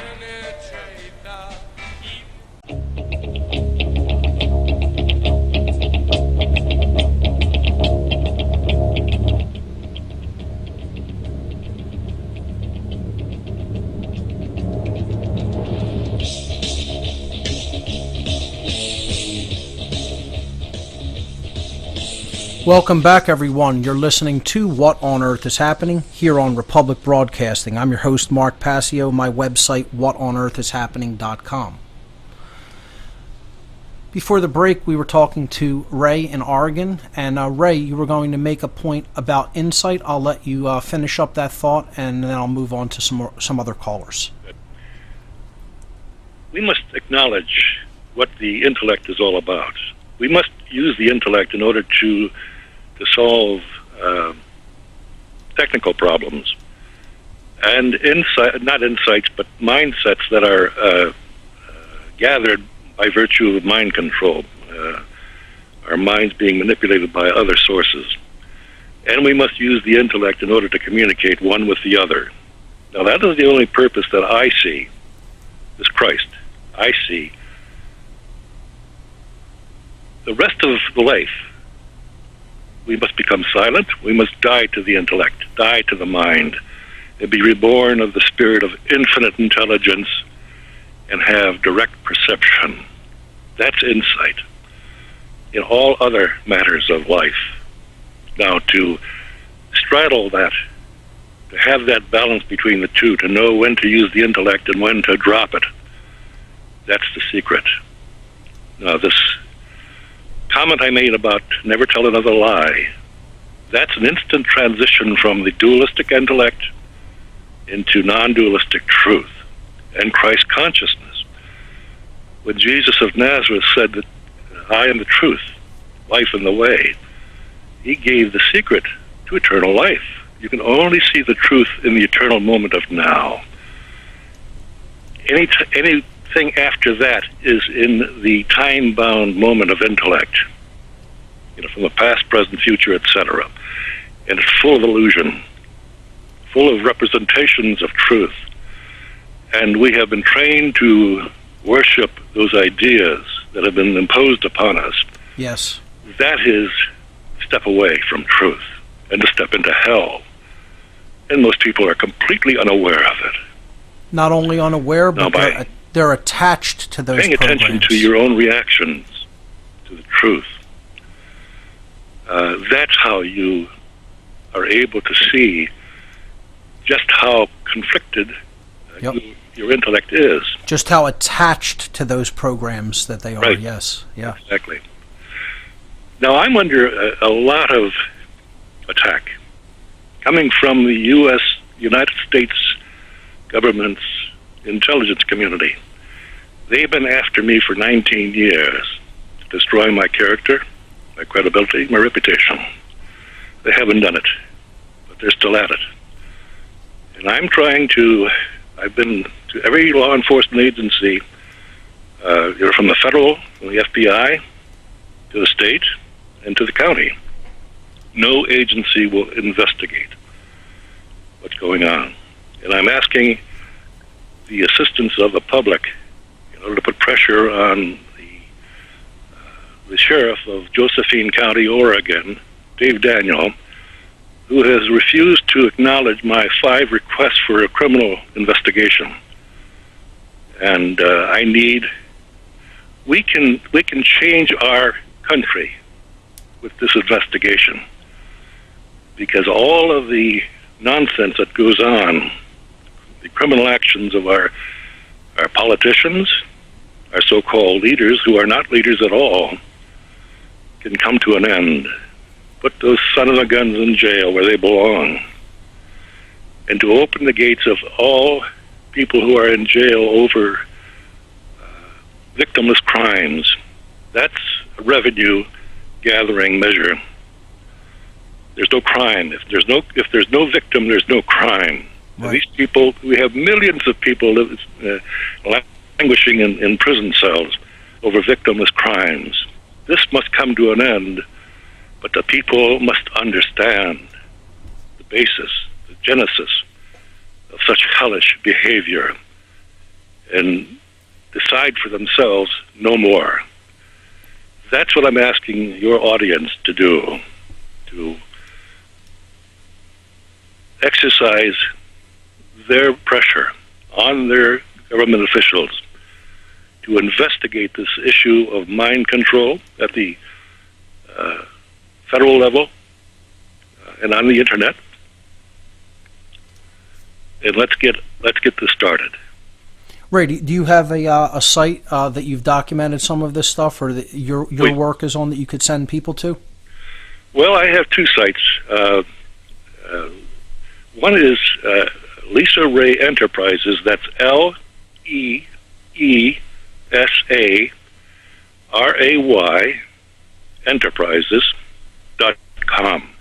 That's my daughter's site. Okay. I've assisted.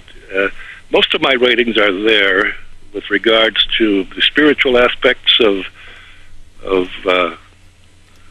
how to come to Christ consciousness, because you cannot come to Christ consciousness through thought, because all thought is dualistic. There must be a step-off point where you die to the intellect and be reborn of the spirit, and then that's the dynamic, Ray, that in my work I refer to as true care. Yes. It's heart-based energy. Ray, thanks so much for those insights. People, check out Ray's work. A lot of good stuff that he's put out there over the years. Ladies and gentlemen, you're listening to What on Earth is Happening? More of your calls for the duration of the show. Stay with us. We'll be right back.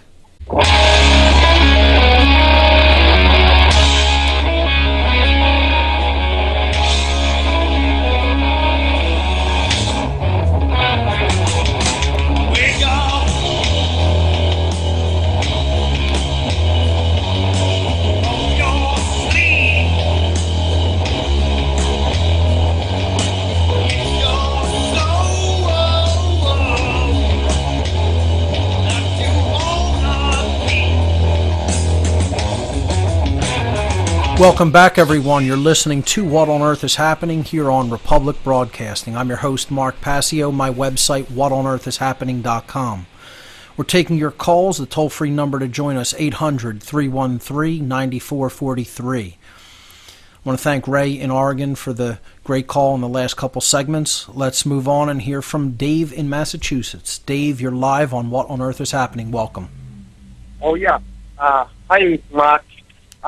Hey, Mark, getting back a little bit more on the topic of your show tonight about the neo-feminism and the sexist sort of thing. Mark, I wanted to, how you talked about how the disparity between men and women as far as like being active in the patriot movement, yes, and everything. Yeah. There's at least 9 men for every 1 woman, maybe even 19 men for every 20 people. Yeah, I mean, I would have to agree. I mean, why do you think that is particularly? Well, I agree with you. Mark, that these women have been weaponized. The women have been weaponized against the men. They're back here in Massachusetts, not just because it's winter, but they all look like state troopers. They're like they're part of the police state. They're all walking around in these big, heavy, black Gestapo boots. You almost think they're Massachusetts state troopers and everything. And if when you're in a, boy, I hope I get to what I wanted to talk about. But Mark, when you're walking around anywhere, in any building, public building, a hospital, or anywhere, whenever you hear someone making a racket, Mark, have you noticed how these women walk around like they're the Gestapo? They make a racket when they walk. They give me the creeps when they walk up behind me. Men walk very quietly. Almost 99 out of 100 times when somebody's making a racket, walking up to me behind you like they're the Gestapo and everything. Now, it's almost always a woman. Wearing some big heavy boots or shoes that make a racket. Men walk quiet. But I don't know if you picked up on that. David, if I could bring up a point here, what I seem to notice is that a lot of women in our society don't seem to recognize that this entire thing that we're talking about ultimately comes down to control. It's one of the things that I feel that the female in our species seems to be resistant to deeply grasping. Like, for some reason, they feel that control, meaning coercive control, somehow equates to security or safety. And as I talked about in my natural law seminar and on all the material here on What on Earth is Happening when I discussed natural law, I explained to people that this is a fallacy and you can never achieve security or safety through coercive control, because coercive control is based in fear and ultimately can only lead to the creation of more and more chaos and disorder within any given system, let alone our society. So this is, I think, the notion that ultimately has to be continuously brought up to people, especially when they're young. The vying for control is not how an orderly society is created. That's how a destructive and chaotic society is created. The desire for control is never going to secure you any amount of freedom, any amount of security, any amount of safety. To believe that it can is a fallacy on its face. And this is what I see. You seem to be talking about like how many, again, not all, but many women will kind of identify with this control dynamic because they think it somehow equates to strength, when in fact all it's doing is adding more and more disorder into our existing society and bringing it further toward enslavement. And I think more women need to understand that dynamic, because many of them in this in their hyper-masculinization through the Neo-Feminism Agenda, think that somehow taking control and constantly wrestling for control is somehow indicative of real power or real worthiness or real strength. And in fact, it's the exact other things. It's not real strength. It's actually a weakness, because it's based in internal insecurity.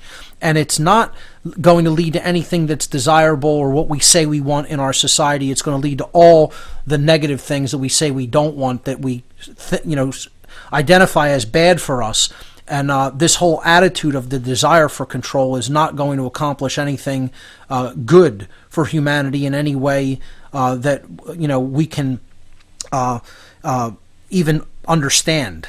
So this is part of what I think a lot of people are not doing with both men and women.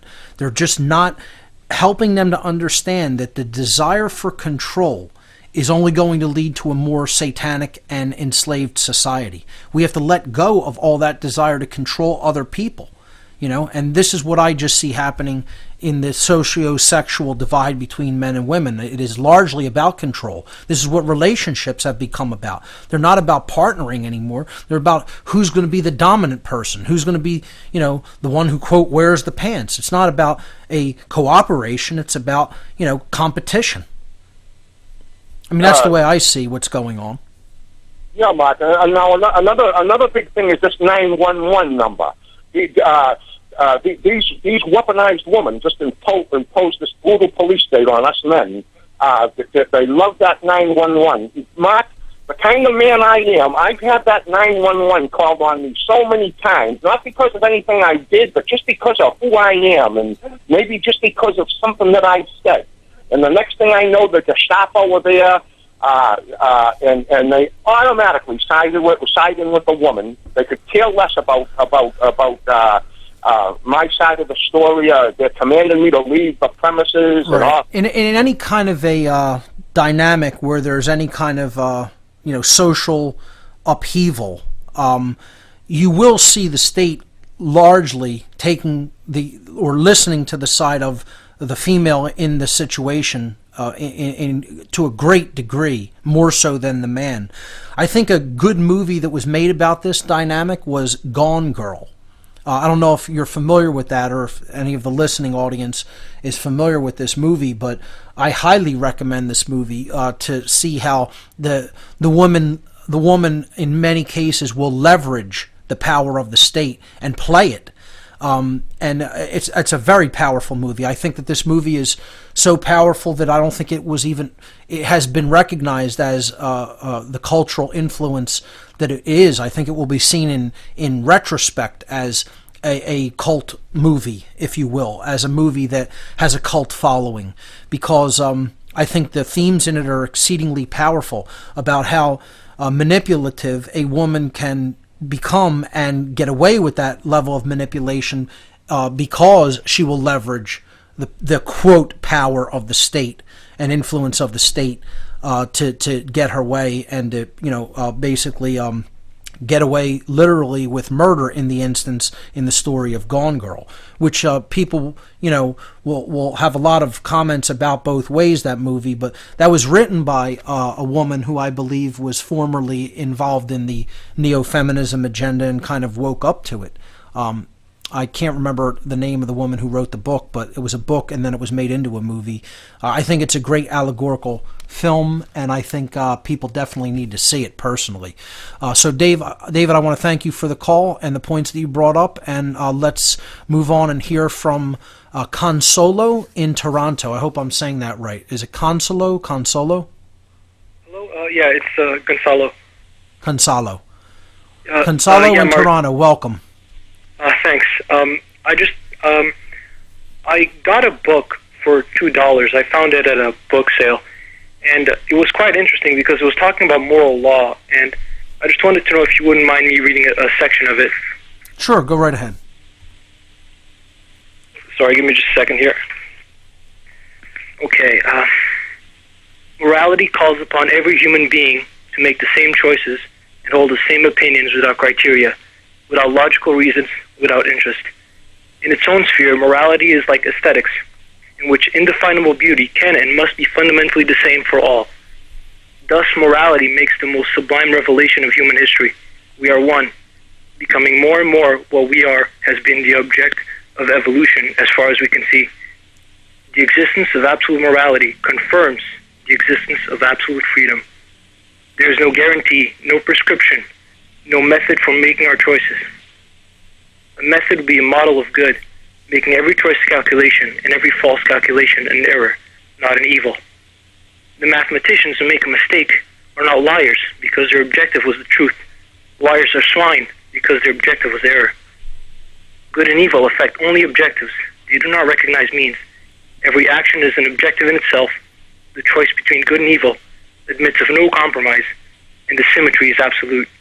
There can be no question of doing good with the intention of doing evil, nor of doing evil with the intention of doing good. In the first case, the intention was bad, and the result is merely apparent. In the second, the intention was merely apparent, and hence bad, and the result was too. Moral law does not say that necessary evil does not exist. It says only that it wants none of it. Awesome. I mean, that's just beautiful and profound. Now, what was the name of that book? It's called, it was translated from French. It's called The Eighth Night of Creation. And I typed in the author, and it's basically unknown. And there are quite a few, only a few searches. Interesting. How long is the book? The book, let me just check. It is about 405 pages, and oh wow! So it goes in depth. That's awesome. Absolutely, yeah. Who is the author? It's unknown. Well, no, the author is known. It's just that there's very few searches about him. It's Jerome de Souses, and I'll pronounce his last name, Deshusses. For anyone who wants to look into that, I can't believe I found this book for $2. That's awesome. 1978, which is Wow. absolutely unbelievable. So it's more likely than not out of print by now, and that's how most of the best books are, unfortunately. You can find it on Amazon, actually, for cheap. So if anyone wants to get it, you can get it for around $4 used. The Eighth Night of Creation. That sounds like one I have to look into. I do not believe I've ever read or heard about that one, so I'll have to check that out. That is really profound, Consolo. Thanks for sharing that with us. Yeah, I just wanted to know your thoughts on that. And do you mind if I just quickly, before I go, I read a quote from the Satanic Witch that I think really applies to the situation? Oh yeah, absolutely. I mean, this is the book that I told people that shows definitively that the whole Neo-Feminism agenda came directly out of Satanism. It's almost like a field manual. I posted it, I believe it was with last week's show or the week before, and people need to read this book to understand exactly these how these tactics of manipulation work. So yeah, go right ahead. This is right from Zena LeVay, right in the beginning of the book, the introduction to it. I haven't even finished it, but she's already, in one sentence, she says what it's all about. Quote, "The Satanic Witch, among many other things, is a guide to selective breeding, a manual There it is. for eugenics." There it is right there, folks, in a nutshell, right there. Zena LeVay, the daughter of Anton LaVey, the former high priest of the Church of Satan, in the book The Satanic Witch, is telling people right there, out in the open, at the beginning introduction of the book, which she wrote, okay?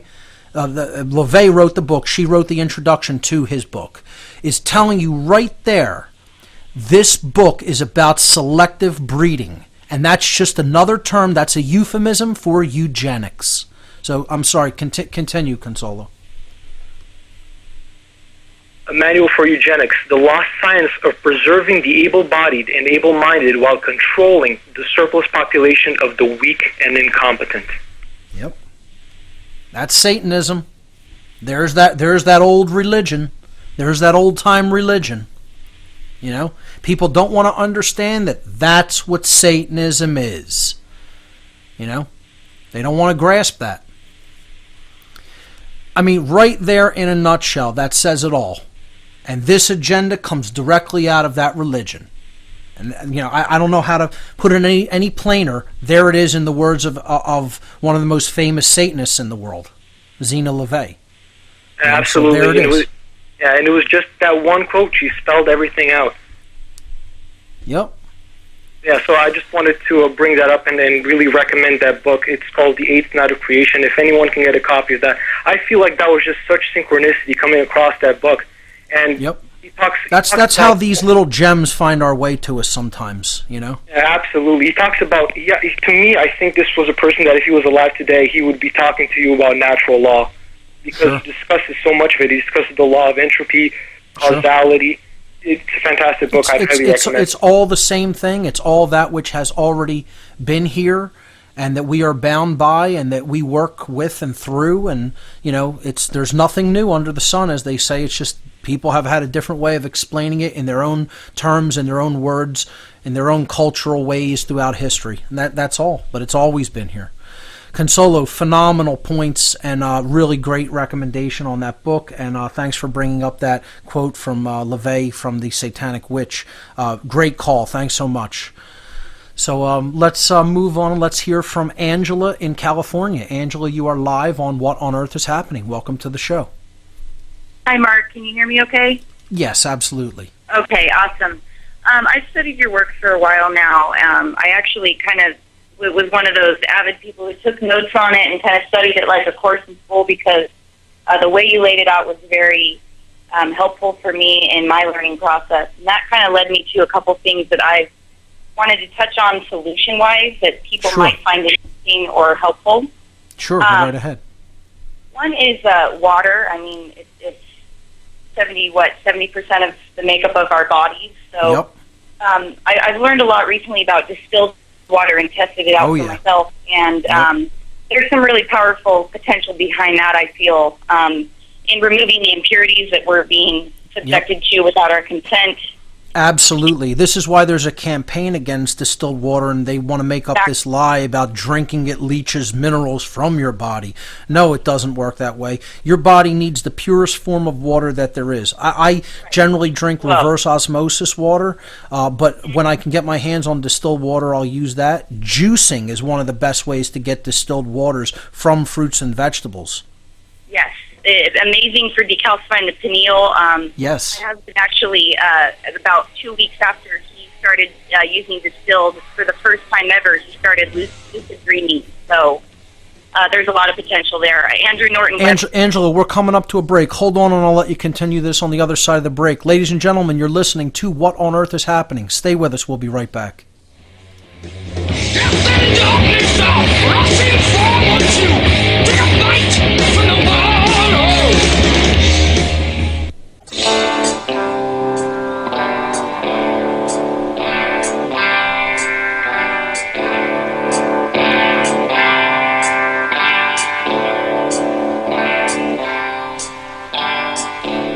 There's a code of silence that we don't dare speak. There's a wall between us and a river so deep. We keep pretending that there's nothing wrong. There's a code of silence and it can't go on. Welcome back, everyone. You're listening to What on Earth is Happening here on RBN. Last segment for this edition of the show. We were previously talking to Angela in California. Angela, you were giving some great information about the healing power of distilled water and its ability to decalcify the pineal gland. So you can continue with that line of thought. Yeah, in case you didn't catch what I said right before the break, Andrew Norton Weber is a good resource for that. He also goes into might be a touchy topic for some, but urine therapy if you want to take that a step further. So just really fascinating information that I found very useful in my journey. Another couple things I just want to touch on real quick, phonics, understanding sound and resonance to reveal language spells and how to speak more clearly in truth.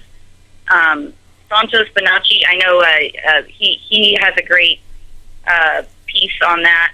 He has tutorials all over YouTube, and he also touches a lot on astrotheology, but I know you've also you break down a lot of phonics in what you define in your presentations, which kind of led me down that rabbit hole. Oh, yeah, Santos has some great information. I definitely recommend his work. Yeah. And then last little tidbit for everyone listening is sovereignty and removing our active participation in support of the system, which is kind of this catch-22 we just find ourselves in, which has caused a lot of frustration for me personally. Kate of Gaia is really helpful in that. She's done that in her own life, and he does regular talks and podcasts as well. So she has some really good resources on how to do that. And it's different for everyone, so you're not going to get direct answers, but you are going to get insights and information that help you know where you need to go. And I'm sharing this not to persuade anyone to go down my path per se, but to encourage others who are aware to start seeking and testing out solutions for themselves and share those with your network that is in the know as well. That's how we're going to use consciousness and intelligence to create a new way and redefine and dissolve the current limits that are being set up for us. So there's some really awesome opportunities with all the adversity that we are facing, and we need to use our creativity and band together with those that we know are in the same battle. The last thing I just wanted to say is I'm here in California on the West Coast. One of my biggest concerns is right now the geoengineering, the massive worldwide global weather manipulation going on. Yep. You know, we're dealing with psychopaths trying to play God with our weather, who gets rain, who doesn't. They are terraforming the beautiful coast of California right now with heavy aerosol spraying. We see the signature of HARP over us all the time, the ripples. We're getting hit with some gnarly frequencies. So I just wanted to bring that up and urge people. I'm not telling you what to believe or not believe about geoengineering. That's a huge rabbit hole. But please observe the sky and start documenting it. Angela, great advice there for the listeners. Thanks so much for the call. Unfortunately, that's all the time we have for this edition of What on Earth is Happening, ladies and gentlemen. Remember, there's only 2 mistakes you could ever make on the path to truth: not starting and not going all the way. Thanks for listening tonight, everyone. We'll see you right here next week.